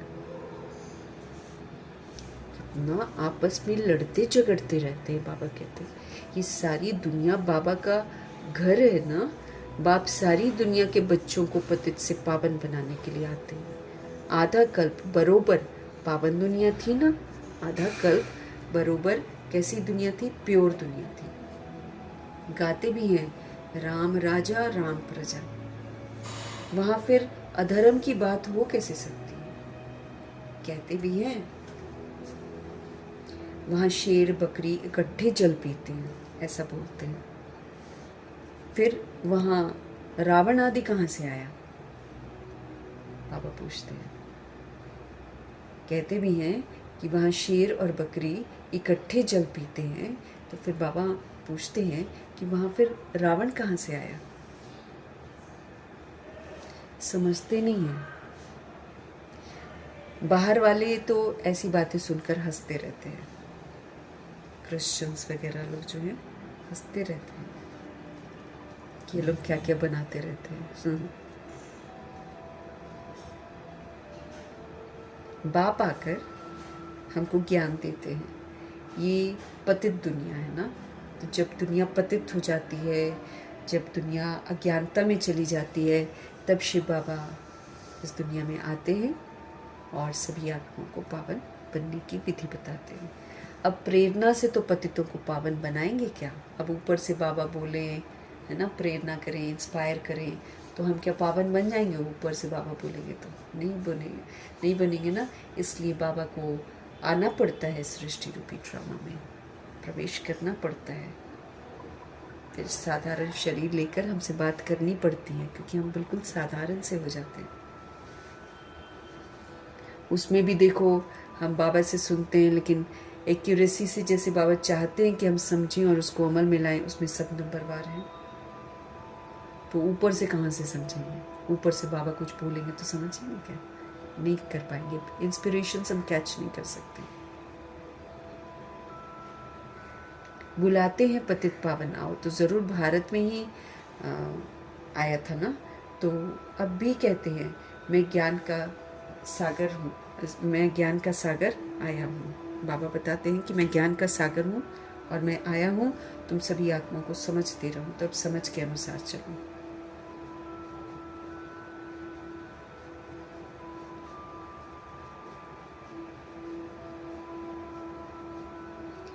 अब भी कहते हैं मैं ज्ञान का सागर आया हूँ, तुम्हें आप समान मास्टर ज्ञान सागर बनाने के लिए आया हूँ।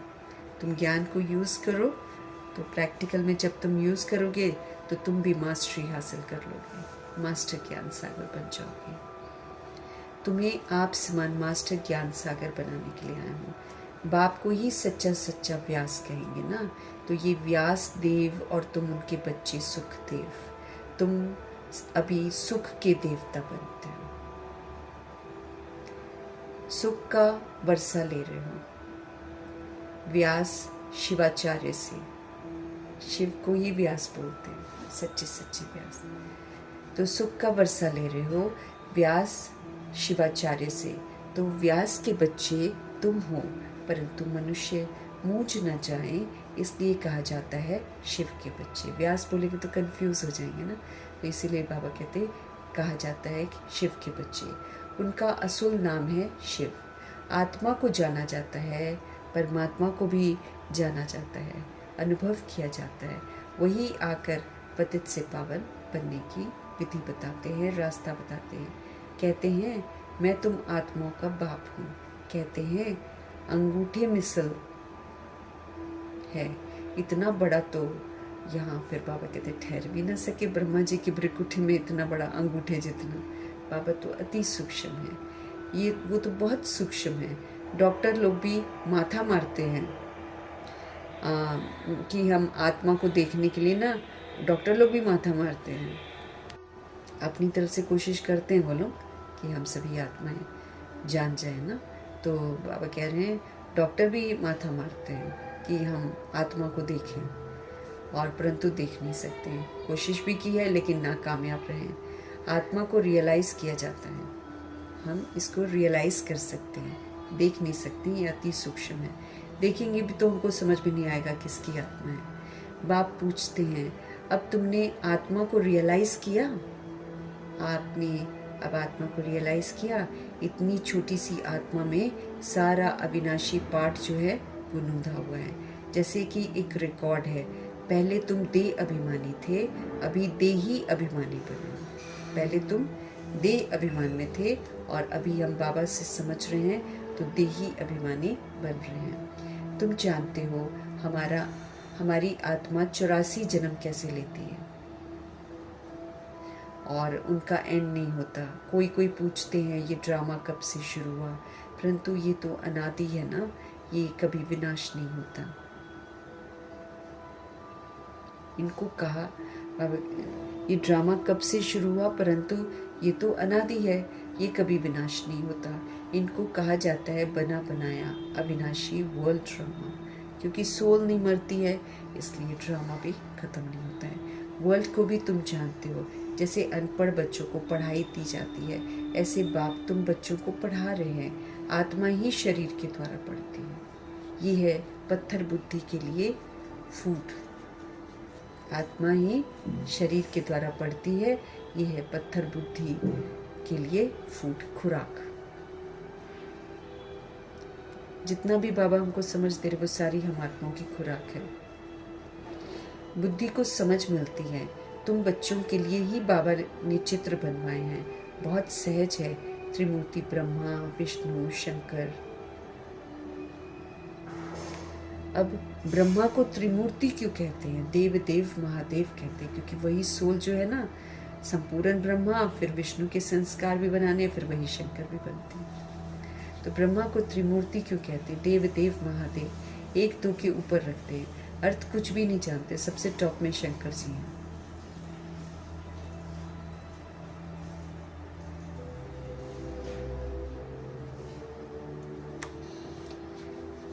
देव देव महादेव, शंकर जी महादेव, अर्थ कुछ भी नहीं समझते। बाबा कहते हैं अब ब्रह्मा कैसे हो सकता है, जबकि ब्रह्मा को प्रजापिता कहा जाता है, तो सूक्ष्म वतन में वो देवता कैसे हो सकता है? प्रजापिता ब्रह्मा तो यहाँ होना चाहिए ना। ये बातें कोई भी शास्त्र में है नहीं। यहाँ प्रजापिता बनकर वो कर्मयोगी फरिश्ता बनकर पाठ बजाते हैं, फिर एक दिन फरिश्ता बनकर उड़ जाते हैं।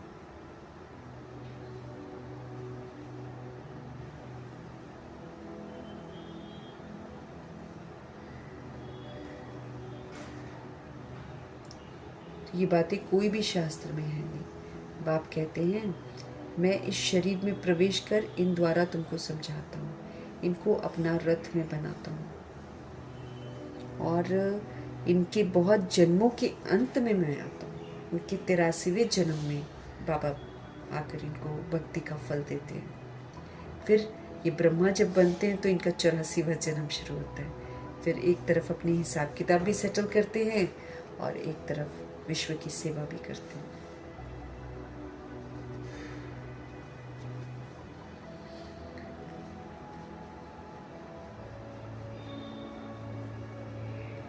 इनके बहुत जन्मों के अंत में मैं आता हूँ। ये भी 5 विकारों का संन्यास करते हैं। संन्यास करने वाले को योगी और ऋषि कहा जाता है। जो संन्यास करता है उसको क्या बोलते हैं? योगी बोलते हैं, और उसको ऋषि भी कहा जाता है। अभी तुम राज ऋषि हो, क्योंकि राजा भी है, भगवान से मिला हुआ सबको देते हैं, और बाबा की यादों में रहना भी है। तो 5 विकारों का संन्यास करते हैं। संन्यास करने वाले को योगी ऋषि कहा जाता है। अभी तुम कौन हो? अभी तुम राज ऋषि हो। तुम प्रतिज्ञा करते हो। वो सन्यासी लोग तो बाबा कहते घर बार छोड़ जाते हैं, है ना। वो सन्यासी लोग तो घर बार छोड़कर चले जाते हैं। यहाँ तो स्त्री पुरुष इकट्ठे रहते हैं, कहते हैं हम विकार में कभी नहीं जाएंगे। मूल बात है ही विकार की। विकारों का हमको संन्यास करना है। तुम जानते हो शिव बाबा रचता है, सुंदर रचना रचते हैं। हम सभी आत्माओं को शूद्र से ब्राह्मण बनाते हैं, और फिर जब हम ब्राह्मण सच्चे बनते हैं फिर हमारे लिए नई रचना स्वर्ग का वर्षा देते हैं। तो तुम जानते हो शिव बाबा रचता है, वो नई रचना रचते हैं। वो बीज रूप है, वो सच्चित हैं, वो आनंद के सागर हैं, वो ज्ञान के सागर हैं। वो स्थापना पालना विनाश कैसे करते हैं ये बाप ही जानते हैं। शिव बाबा हमारी रचता है, वो नई रचना रचते हैं। शिव बाबा हमारे बीज रूप है, और सत्य है, सच्चित है, आनंद का सागर है, ज्ञान का सागर है। स्थापना, पालना, विनाश वो कैसे करते हैं ब्रह्मा जी के थ्रू, वो बाबा बताते हैं, ये बाप ही जानते हैं।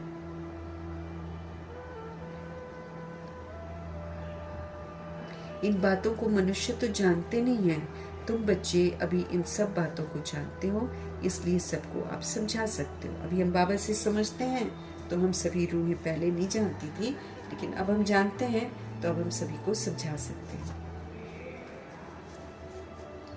अच्छा, मीठे मीठे सिकीलते बच्चों प्रति माता पिता बाप दादा का याद प्यार और गुड मॉर्निंग। रूहानी बाप की रूहानी बच्चों को नमस्ते।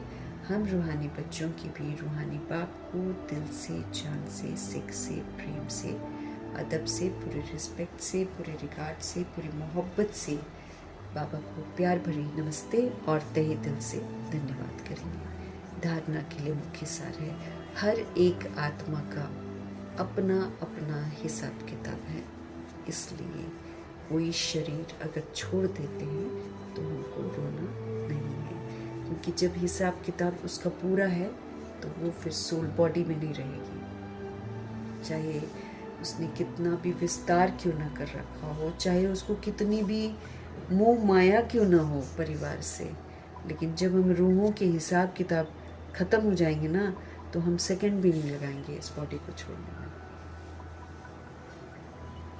तो हर सोल का हिसाब किताब अपना है, इसलिए कोई अगर शरीर छोड़ देते हैं तो प्रभु जी हमको बोल रहे हैं कि रोना नहीं है, पूरा हमको नष्ट मोहा बनना है और बुद्धि में रहे कि हमारा तो एक बेहद का बाप, दूसरा ना कोई। हकीकत है ना, हकीकत है, हम रूहें हैं और हम रूहों का एक शिव बाबा के सिवाय कोई और है ही नहीं। ये रियलिटी है, जितना जल्दी हम इसको स्वीकार कर लेंगे उतना अच्छा, नहीं तो फिर स्वीकार तो हमको करना ही पड़ेगा अंत में। बुद्धि में सदा रहे कि मैं आत्मा हूँ और हम आत्माओं का सिवाय एक बाबा के और कोई नहीं, तो जो मेरा है उसको याद कर लेंगे ना। 5 विकार जो बुद्धि को खराब कर देते हैं, हमें उन 5 विकारों का त्याग कर देना है। काम, क्रोध, लोभ, मोह, अहंकार, ये हम आत्माओं की बुद्धि को खराब कर देते हैं।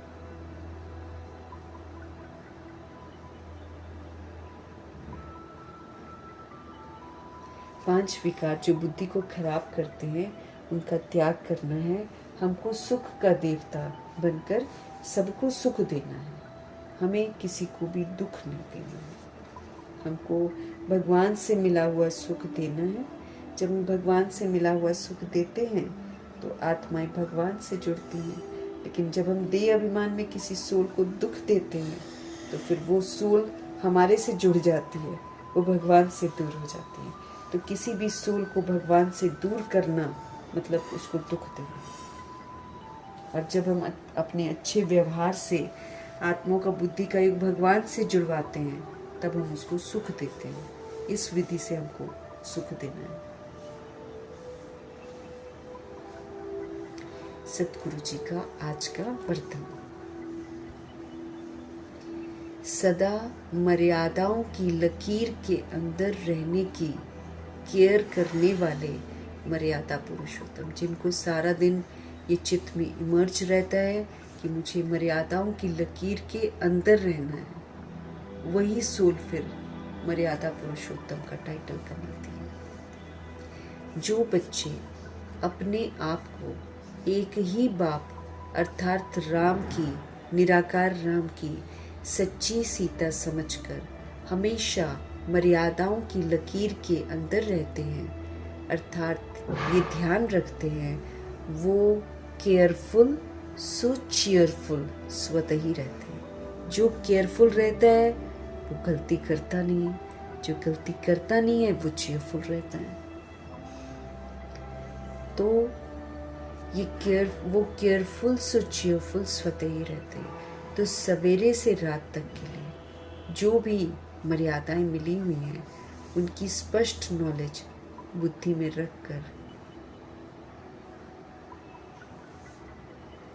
रखकर स्वयं को सच्ची सीता समझकर मर्यादाओं की लकीर के अंदर रहो, तब कहेंगे कि हाँ आप मर्यादा पुरुषोत्तम हो। तो मैं कौन हूँ? मैं निराकार राम की सच्ची सीता हूँ। क्योंकि मर्यादाओं की लकीर के बाहर निकलते हैं तो रावण अपना बनाता है, अगर हम मर्यादाओं की लकीर के अंदर हैं तो रावण लकीर के अंदर आ नहीं सकता है। तो जब कभी हम रावण की शोक वाटिका में जाते हैं तो प्रभु जी ये स्पष्ट करते हैं कि गलती मेरी है, मैंने लकीर क्रॉस की है तो रावण ने पकड़ा है। अगर मैं आत्मा लकीर के अंदर रहूंगी तो कोई भी मुझे पकड़ नहीं सकता।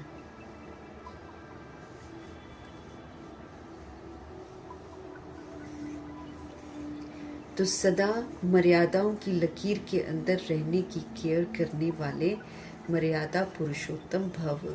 जो बच्चे अपने आप को एक ही बाप, निराकार राम की सच्ची सीता समझकर हमेशा मर्यादाओं की, ईश्वरीय मर्यादाओं की लकीर के अंदर रहते हैं, अर्थात अटेंशन रखते हैं, इस बात का ख्याल रखते हैं, वो केयरफुल से चेयरफुल हो जाते हैं, स्वतः ही रहते हैं। तो सवेरे से रात तक के लिए जो भी हम सोल्स को मर्यादाएं मिली हुई हैं, उनकी स्पष्ट नॉलेज बुद्धि में रखकर स्वयं को सच्ची सीता समझकर मर्यादाओं की लकीर के अंदर रहो। बाबा कहते तब कहा जाएगा कि हाँ आप मर्यादा पुरुषोत्तम हो। आप कौन हो? मर्यादा पुरुषोत्तम हो।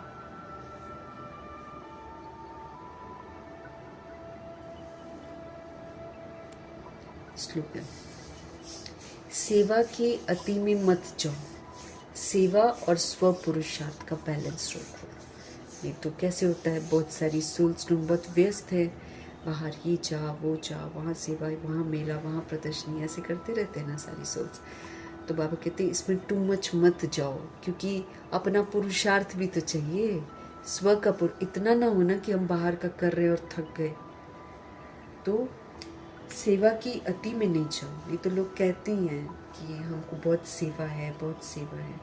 तो सेवा की अति में मत जाओ, सेवा और स्व पुरुषार्थ का बैलेंस रखो। अपना सेल्फ एफर्ट, अपना सेल्फ प्रोग्रेस। अब जैसे हम लोग तो पढ़ रहे हैं, है ना, तो ये तो हमारा स्व पुरुषार्थ तो चल ही रहा है, इसके बाद तो हमको इम्प्लीमेंट करना है, तो वो सेवा हो जाती है। अभी हम पढ़ते हैं बाबा से, तो ये मेरा स्व पुरुषार्थ हो रहा है। और जब हम दिनचर्या में चले जाएंगे प्रैक्टिकल में, और फिर जब हम यही टीचिंग्स को इम्प्लीमेंट करेंगे तो हम सेवा कर रहे हैं। ऐसा करना है। खाली कोर्स समझा देंगे और इधर उधर भागा दौड़ी करते फिर थक जाती हैं सोल्स, फिर अपना नहीं रह पाता है ना, अपना पुरुषार्थ नहीं कर पाते। इसीलिए बाबा हमारा ध्यान खिंचवा रहे हैं कि टू मच में मत जाओ, और ये ज़रूर रखो कि भाई स्व पुरुषार्थ ज़रूर करना है।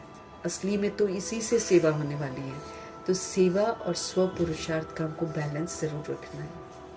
फिर है मातेश्वरी जी के अनमोल महावाक्य: अखंड ज्योति तत्व, साइलेंस लॉज और साकारी दुनिया प्लेग्राउंड। मम्मा जी तो मम्मा जी हैं, मातेश्वरी जी क्या कर रही हैं? अखंड ज्योति तत्व, साइलेंस लॉज, है ना, नियम, और ये जो साकारी दुनिया है ये क्या है? प्लेग्राउंड है। यहाँ हम रूहें बॉडी लेकर खेलती हैं। आत्माओं का निवास स्थान है अखंड ज्योति महतत्व। हम शांति धाम के रहने वाली आत्माएं, जहाँ इस शरीर के पार्ट से हम मुक्त रहते हैं। वहाँ बॉडी नहीं है, इसलिए बॉडी का कोई पार्ट भी नहीं है, अर्थात दुख सुख से न्यारी अवस्था में है, जिसको साइलेंस लॉज भी कहते हैं। लॉज होता है मेरे ख्याल से रहने का स्थान, जो है ना, शांति धाम जिसे कहते हैं। लॉज, लॉज भी नहीं है, लॉज है जहाँ पर रहते हैं, तो साइलेंस लॉज भी कहते हैं। और आत्माओं का शरीर सहित पाठ बजाने का स्थान, प्लेग्राउंड, ये साकार दुनिया, वो हमारा घर है जहाँ हम रहते हैं। और ये जो दुनिया है, यहाँ पर हम शरीर सहित पाठ बजाते हैं।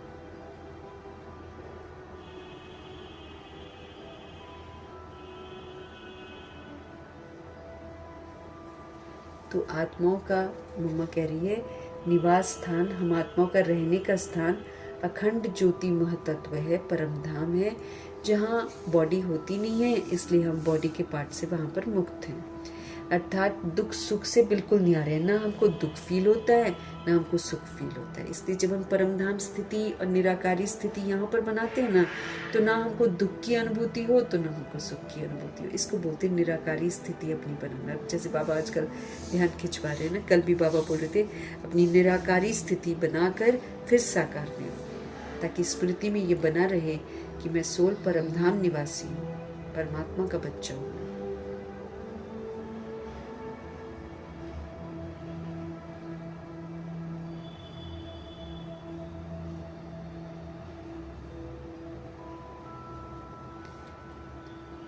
साइलेंस लॉज भी कहते हैं, और आत्माओं को शरीर सहित पाठ बजाने का जो स्थान है, ये जो धरती है, ये प्ले ग्राउंड है, ये साकार दुनिया है, ये 5 तत्वों की दुनिया है। तो मुख्य 2 दुनिया है, एक निराकारी दुनिया, दूसरी है साकारी दुनिया। दुनिया वाले तो सिर्फ कहने मात्र कहते हैं कि परमात्मा रचता, पालन करता है, संहार करता है, खिलाता है, मारता है, जलवाता भी वही है। ये तो दुनिया वाले तो सिर्फ कहने मात्र कहते थे कि परमात्मा रचता है, समझते थोड़ी हैं पालना कैसे करते, नहीं समझते कि परमात्मा रचता पालन करता है, समझते कुछ नहीं है, संहार करता है, खिलाता भी है और फिर मार भी देता है और फिर जलवा भी देता है। भगवान क्यों करेंगे ऐसे काम? तो दुख सुख देने वाला भी वही है। जब कोई को दुख आता है तो कहते प्रभु तेरा भाना मीठा लगे। अब ये है अयथार्थ ज्ञान, क्योंकि ये कोई परमात्मा का काम नहीं है कि दुख देगा। ये तो अयथार्थ ज्ञान है, ये ज्ञान सही नहीं है। क्या कौन सा ज्ञान सही नहीं है? कि दुख सुख सब भगवान जी देते हैं और भगवान जलवाते हैं, भगवान संहार करते हैं। ये सारा गलत बाबा के बारे में बोला जाता है। तो जब कोई को दुख आता है तो कहते प्रभु तेरा भाना मीठा लगे, तुम जो दुख दे रहे हो ना ये भी आपको कबूल है, ऐसा बोलती हैं आत्माएं। अब बाबा कहते ये तो अयथार्थ ज्ञान है, दिस इज नॉट राइट। बाबा कहते इनएक्यूरेट ज्ञान है, क्योंकि ये कोई परमात्मा का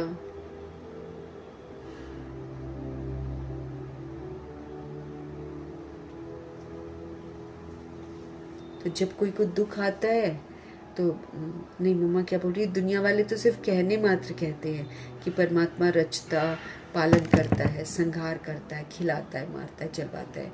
तो दुख सुख देने वाला भी वही हो गया। जब कोई को दुख आता है तो कह देते प्रभु तेरा नाम।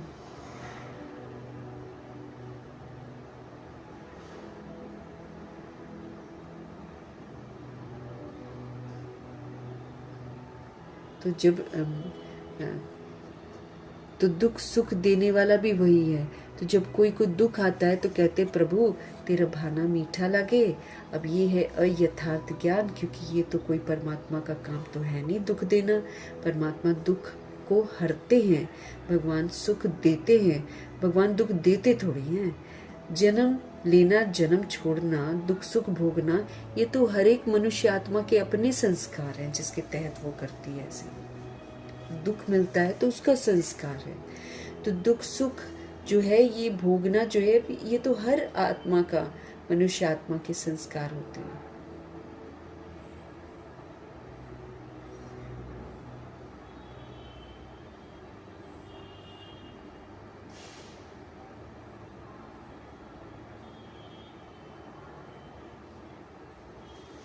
फिर बाबा मम्मा क्या बोल रही हैं कि परमात्मा तो दुख करता है, परमात्मा दुख करता नहीं है।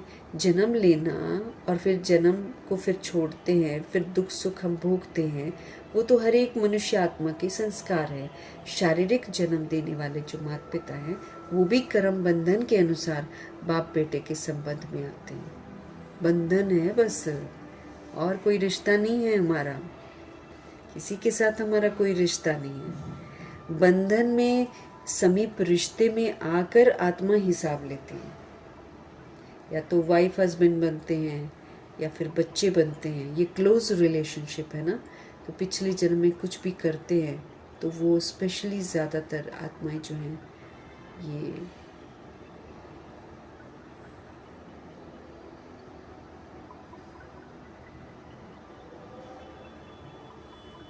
तो शारीरिक जन्म देने वाले जो माता पिता हैं वो भी कर्म बंधन के अनुसार बाप बेटे के संबंध में आते हैं। इसी रीति आत्माओं का जो पिता है फिर परमात्मा बाप है, वो कैसे बेहद रचना की स्थापना पालना करते हैं, कैसे वो अपने 3 रूप ब्रह्मा विष्णु शंकर का रचता है, फिर इन आकारी रूपों द्वारा दैवी सृष्टि की स्थापना, फिर आसुरी दुनिया का विनाश और फिर दैवी दुनिया की पालना करवाते हैं। परमात्मा के ये 3 काम बेहद के हैं, स्थापना, फिर विनाश और साथ में पालना के संस्कार। तो परमात्मा के ये 3 रूप हैं।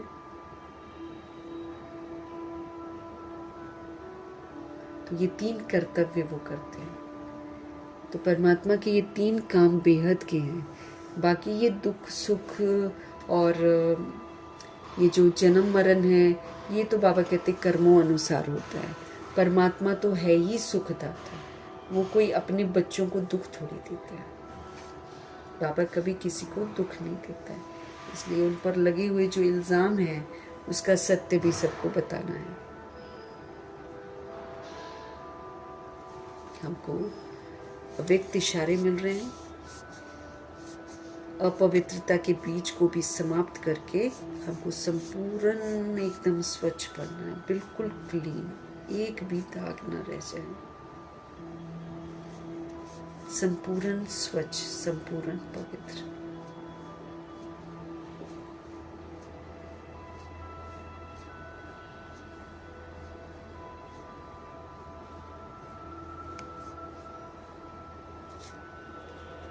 अव्यक्त इशारे हैं, हमको अपवित्रता के जो बीज हैं हमारे अंदर ना उसको समाप्त करना है और हमको फिर से एकदम कंप्लीट प्योर बनना है, एकदम बेदाग बनना है, सारे दाग हमारे मिट जाएं, ऐसा बनना है। तो ये अव्यक्त इशारे हैं। संपूर्ण पवित्रता मतलब मनसा में भी किसी एक विकार का अंश भी न हो। संपूर्ण पवित्रता अर्थात मनसा में भी किसी एक विकार का अंश भी न हो, ज्ञान गुण और सर्व शक्तियों की प्राप्ति में सदा संपन्न, सर्व प्राप्तियों के लाइट का क्राउन स्पष्ट दिखाई दे।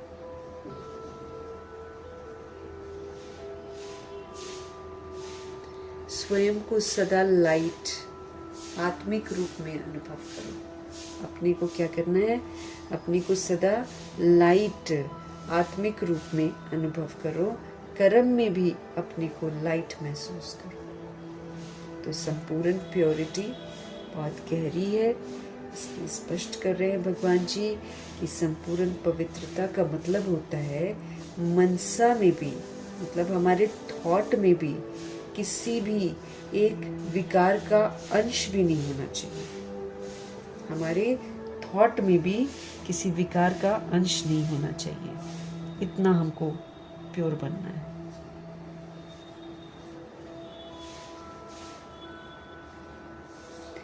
ज्ञान गुण और सर्व शक्तियों की प्राप्ति में, ज्ञान गुण और सारी पावर्स की प्राप्ति में हमको एकदम संपन्न बनना है, सदा संपन्न। मतलब हमेशा जो हम पाठ बजा रहे हैं संगम युग में, उसमें समझ होनी चाहिए, उसमें गुण होने चाहिए, उसमें सारी पावर्स होनी चाहिए। क्योंकि जब हम समझ को यूज़ करेंगे, जब हम गुणों को यूज़ करेंगे तो मेरे को पावर बहुत ज़रूरी है। पावर मतलब लोग विस्तार में जाएंगे, मुझे सार में जाना, बिंदी लगानी है, मुझे समेटना है, बातें कुछ हुई हैं मुझे लेट गो कर देना है, समा लेना है, मुझे सहन करना है। क्योंकि लोग तो ऐसा व्यवहार थोड़ी करेंगे जिनके रिटर्न में मतलब मन करेगा कि गुण, इसको गुणों का सहयोग दे। लोग तो बद से बदतर पाठ बजाएंगे। तो फिर उनके प्रति हम समझ को यूज़ करें, उनके प्रति हम गुणों को यूज़ करें, है ना, तो उसके लिए हमको सारी पावर्स चाहिए। ऐसे ही हम नहीं कर पाएंगे। तो सर्व शक्तियों की प्राप्ति में बाबा कहते हमेशा संपन्न। फिर कोई एक्सक्यूज नहीं कि इस वजह से हम नहीं कर पाए, उस वजह से हम नहीं कर पाए। हमेशा संपन्न, हमेशा सर्व प्राप्तियों के लाइट का क्राउन, है ना, सारी प्राप्तियां जो हैं उसके लाइट का क्राउन, सर्व प्राप्तियों के लाइट का क्राउन स्पष्ट दिखाई दे कि हाँ मैंने सारे ज्ञान के खजाने को प्राप्त किया है, गुणों के खजाने, वो हमारे आचरण में एकदम स्पष्ट दिखाई दे। वो लाइट का ताज, वो प्रकाश का ताज, सर्व प्राप्तियों का ताज दिखाई देना चाहिए। स्वयं को सदा लाइट आत्मिक रूप में अनुभव करो। स्वयं को सदा लाइट, हल्का, आत्मिक रूप में अनुभव करो। कर्म में भी अपने को लाइट महसूस करो। थॉट में भी लाइट, बोल में भी लाइट, कर्म में भी लाइट, सब में सोल कॉन्शियसनेस रहे। क्योंकि सोल बन गए तो हल्के हो गए, देह है तो भारी है। सोल है तो एक ही रिश्तेदार है, शिव बाबा, सब हल्का। सोल है तो इस दुनिया का कोई भी विस्तार कुछ नहीं मेरा, हल्के। जितना विस्तार करते जाते उतना भारी होते जाते हैं, होते ना भारी।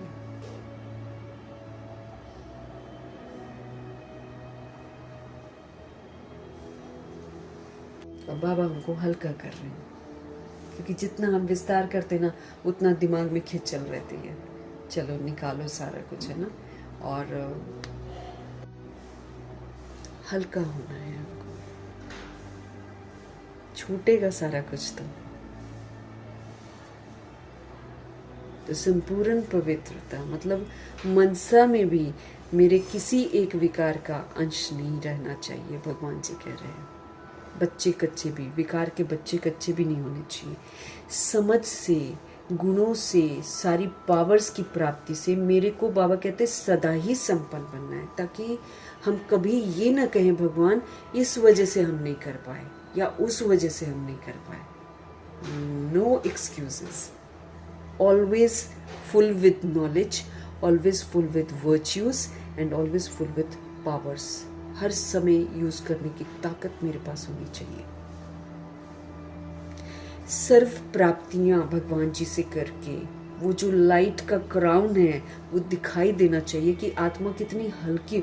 जब हम भगवान से सारी प्राप्तियां कर लेंगे ना तो हम दुनियावी रीति से बिल्कुल हल्के हो जाएंगे। जैसे दादियां हल्की रहती थी, तो ब्रह्मा जी तो थे ही हल्के, दादियां कितनी। ब्रह्मा जी ने अपना भारीपन ही तो समर्पित कर दिया सबसे पहले कि लो जी, तन मन धन श्वास संकल्प बोल कर्म सब प्रभु हवाले, बुद्धि प्रभु हवाले। किसी चीज को अपना नहीं रखा, इसलिए वो पूरा संगम युग कर्म योगी फरिश्ता बनकर पाठ बजाया उन्होंने। पूरा संगम युग संकल्पों से भी हल्के, बोल से भी हल्के, कर्मों से, सारा हम पढ़ रहे हैं ना कर्म योगी फरिश्ता में, पूरा उनका पाठ था प्रैक्टिकल में, जो अब हमको समझ में आ रहा है कि ये पूरा पाठ हमको भी बजाना था। जब से हम ज्ञान में आए हैं, जब से हमको मुरली मिली है, तब से हमको कायदे से वो कर्मयोगी फरिश्ते का पाठ तभी से बजाना था मरजीवा बनकर। लेकिन उल्टी सीढ़ी कैसे उतरनी है, कैसे मरजीवा बना जाता है, ये स्पष्टीकरण कोई नहीं करता है ना। मुरली पढ़ते ना हम, अगर बना ईश्वरीय पढ़ाई को बार बार पढ़कर जब हम उसका विचार करेंगे, उसकी गहराइयों में जाएंगे, तो ब्रह्मा जी आत्मा तो इन्होंने तो 14 वर्ष तप किया है ना। पहले तो आत्मा का कॉन्सेप्ट इन्होंने बहुत क्लियर किया है, और फिर इनको जो संदेशियां जाते थे, बताते थे, उस पर ये लोग विचार करते थे। नोट्स तो इन लोगों के पास तब भी थे, लेकिन एक प्रॉपर मुरली जो है वो आबू में आकर शुरू हुई, और फिर उसके बाद इसका भी हमको बहुत गहराई में जाना पड़ता है। ऐसे हमको समझ में नहीं आएगा। अव्यक्त बाप दादा की एक एक मुरली को जो शुरू की आत्माएं मतलब वो लोग 10-10 बार 15-15 बार पढ़ते थे वो लोग, तब जाकर अंदर में फीड होती है। तो अभी टाइम नहीं है, इसलिए हम लोग एक एक बार 2-2 बार पढ़ पढ़ के रिवाइज करे जा रहे हैं। उसमें बाबा कुछ कुछ पल्ले पढ़वाए जा रहे हैं, लेकिन पल्ले भी तब समझा जाएगा ना जब हम उसको नेचुरल वे में प्रैक्टिकल में यूज़ करेंगे। देन ये माना जाएगा कि हाँ yes I have understood the Murli. Otherwise as long as हम इम्प्लीमेंट नहीं कर रहे हैं तब तक तो हमने मुरली समझी भी तो नहीं है। तो इसलिए बाबा बोल रहे हैं एकदम स्पष्ट होना चाहिए, सदा संपन्न रहो ज्ञान से, गुणों से, शक्तियों से, so that you can use it whenever it is needed. जहाँ पर यूज करना, जिसको देना, हम उस समय उसको गुणों का सहयोग दें। परखने की ताकत भी मेरे अंदर होनी चाहिए। तो बाबा कहते स्वयं को सदा लाइट समझो, आत्मिक रूप में मैं सोल बस ज्योति बिंदु, ज्योति बिंदु। ज्योति बिंदु का विस्तार नहीं है। व्हेन वी आर ज्योति बिंदुज, हमारा रिलेशन बिल्कुल भगवान तक खाली सीमित रहता है। There is no other relationship. और जहाँ तक रूहें हैं, हम सभी आत्मा भाई भाई हैं बस, और कोई रिलेशन नहीं है हमारा। हाँ, जब तक बॉडी में है ब्रदर सिस्टर हैं। इसके अतिरिक्त मेरे को किसी को दैहिक दृष्टि से देखते हुए ये नहीं कहना है कि ये मतलब अलग अलग जैसे बोलते हैं ना, किसी को कोई वृद्ध शरीर में है तो उसको वृद्ध वाला टाइटल दे देते हैं। नहीं, वृद्ध नहीं है, we all are souls, we all are brother sister as long as we are in bodies, otherwise we are brothers. आत्मा आत्मा, ज्योति ज्योति बिंदु, भाई भाई। नो एज वाला एंड नो कलर वाला, नो ये जो लिंग है ना, मेल फीमेल कॉन्सेप्ट, ये सारा चीज़ हमारे में नहीं होना चाहिए। बिकॉज वी वही तो आज सुबह मैं जब बाबा के साथ बैठी थी तो यही बाबा समझ दे रहे हैं कि you are a pure being ना, तो अब प्योर बीइंग का पार्ट बजाओ, पार्ट बजाओ। अब प्योर बीइंग जो होएगी वो प्योर सोल्स को ही देखेगी, वो बॉडी को नहीं देखेगी। फिर सारा निराकारी स्थिति जो बाबा इतना ध्यान खिंचवा रहे हैं, निराकारी स्थिति एकदम ऊपर की स्थिति है, परमधाम की स्थिति है। तो परमधाम में जैसे आज एक पॉइंट बाबा ने समझाया कि परमधाम, मम्मा ने समझाया शायद, परमधाम में है तो दुख सुख से हम न्यारे हैं। दिस इज निराकारी स्थिति, न दुख है न सुख है। अब वो वाली जो मेरी स्थिति है वो मेरी यहाँ पर होनी चाहिए। कोई दुख दे नो प्रॉब्लम, कोई सुख दे नो प्रॉब्लम, प्रभाव है ही नहीं किसी भी चीज़ का, न्यारी आत्मा। अब ये सारी जो चीज़ें हैं, ये बाबा कहते हैं इसको प्रैक्टिकल में जियो, live as a pure soul. Not only सोचो as a pure soul, you have to live as a pure soul. एक प्योर आत्मा, पवित्रता के सागर की संतान को कैसे बिहेव करना चाहिए वैसा जीवन जी कर दिखाओ। ये सारी चीजें शुरू में नहीं समझते हैं हम लोग। स्वयं को सदा लाइट आत्मिक रूप में अनुभव करो, feel yourself as a soul. Body का भान ही खत्म हो जाए। जैसे हमको पहले बॉडी का भान है ना, शरीर हूँ, ये है वो है, लेकिन अब बाबा ये चाहते हैं कि हम सभी आत्माएं रूह के भान में पार्ट बजाएं, कि एक रूह पार्ट बजा रही है। तो स्वयं को सदा लाइट आत्मिक रूप में अनुभव करो। कर्म में भी अपने को लाइट महसूस करो। ये नहीं कि कर्म में हम भारी हो जाएं, मैं ये कर रही हूँ, मैं वो कर रही हूँ। कर्म में भी हमको बिल्कुल हल्का रहना है। A soul is doing the work. Soul will never become heavy because soul बहुत पावरफुल है। सोल परमात्मा का बच्चा है, और जो सोल है वो हमेशा परमात्मा को अपने साथ रखती है। तो जो परमात्मा को साथी बनाकर कार्य करता है वो तो हल्का ही रहेगा ना। वो कहाँ उसको थकावट होगी? थकावट शरीर को होती है। हम शरीर के भान में थकते हैं। आत्मा के भान में अगर रहेंगे तो हम कभी थकेंगे नहीं, क्योंकि आत्मा का भान means combined with God father. तो when you are combined with सर्वशक्तिवान, थकावट होने का प्रश्न ही नहीं उठता। जीना है, being, I am a being ना, तो आई एम अ सोल। तो सोल जो है करती है, सोल करती है, तो फिर सोल ये सोचती मैंने ये किया हुआ, मैंने किया। भगवान जी बोलते हैं आप बनो वो, खाली डूइंग नहीं करो, बीइंग ना, सोल शुड बी बीइंग। तो सोल जो है तो फिर सोल बनकर पार्ट बजाना है हमको। आई एम ए सोल ना, तो सोल जो होती है वो सोल सतोगुनी है, तो सतोगुनी पार्ट मुझे बजाना है। ऐसे जीना है एज अ सोल। सोल की सारी खूबसूरती जो है वो हम आत्माओं के आचरण में होनी चाहिए। इस पर बाबा हमारा ध्यान खिंचवाते हैं। और इसकी खूबसूरत जो मेरा एग्जाम्पल है वो ब्रह्मा जी हैं और मातेश्वरी हैं। ये लोग सोल बनकर इन्होंने पार्ट बजाया है।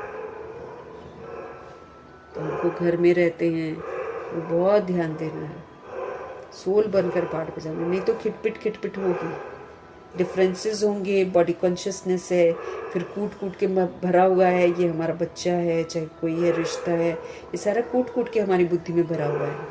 अब इसी से हमको बाहर निकलना है। अब मुझे उनको एज अ सोल देखकर उनके साथ बात करनी है, एज अ सोल बनकर उनको खाना देना है, एज अ सोल बनकर उनके साथ व्यवहार करना है, एज अ सोल बनकर उनकी सेवा करनी है।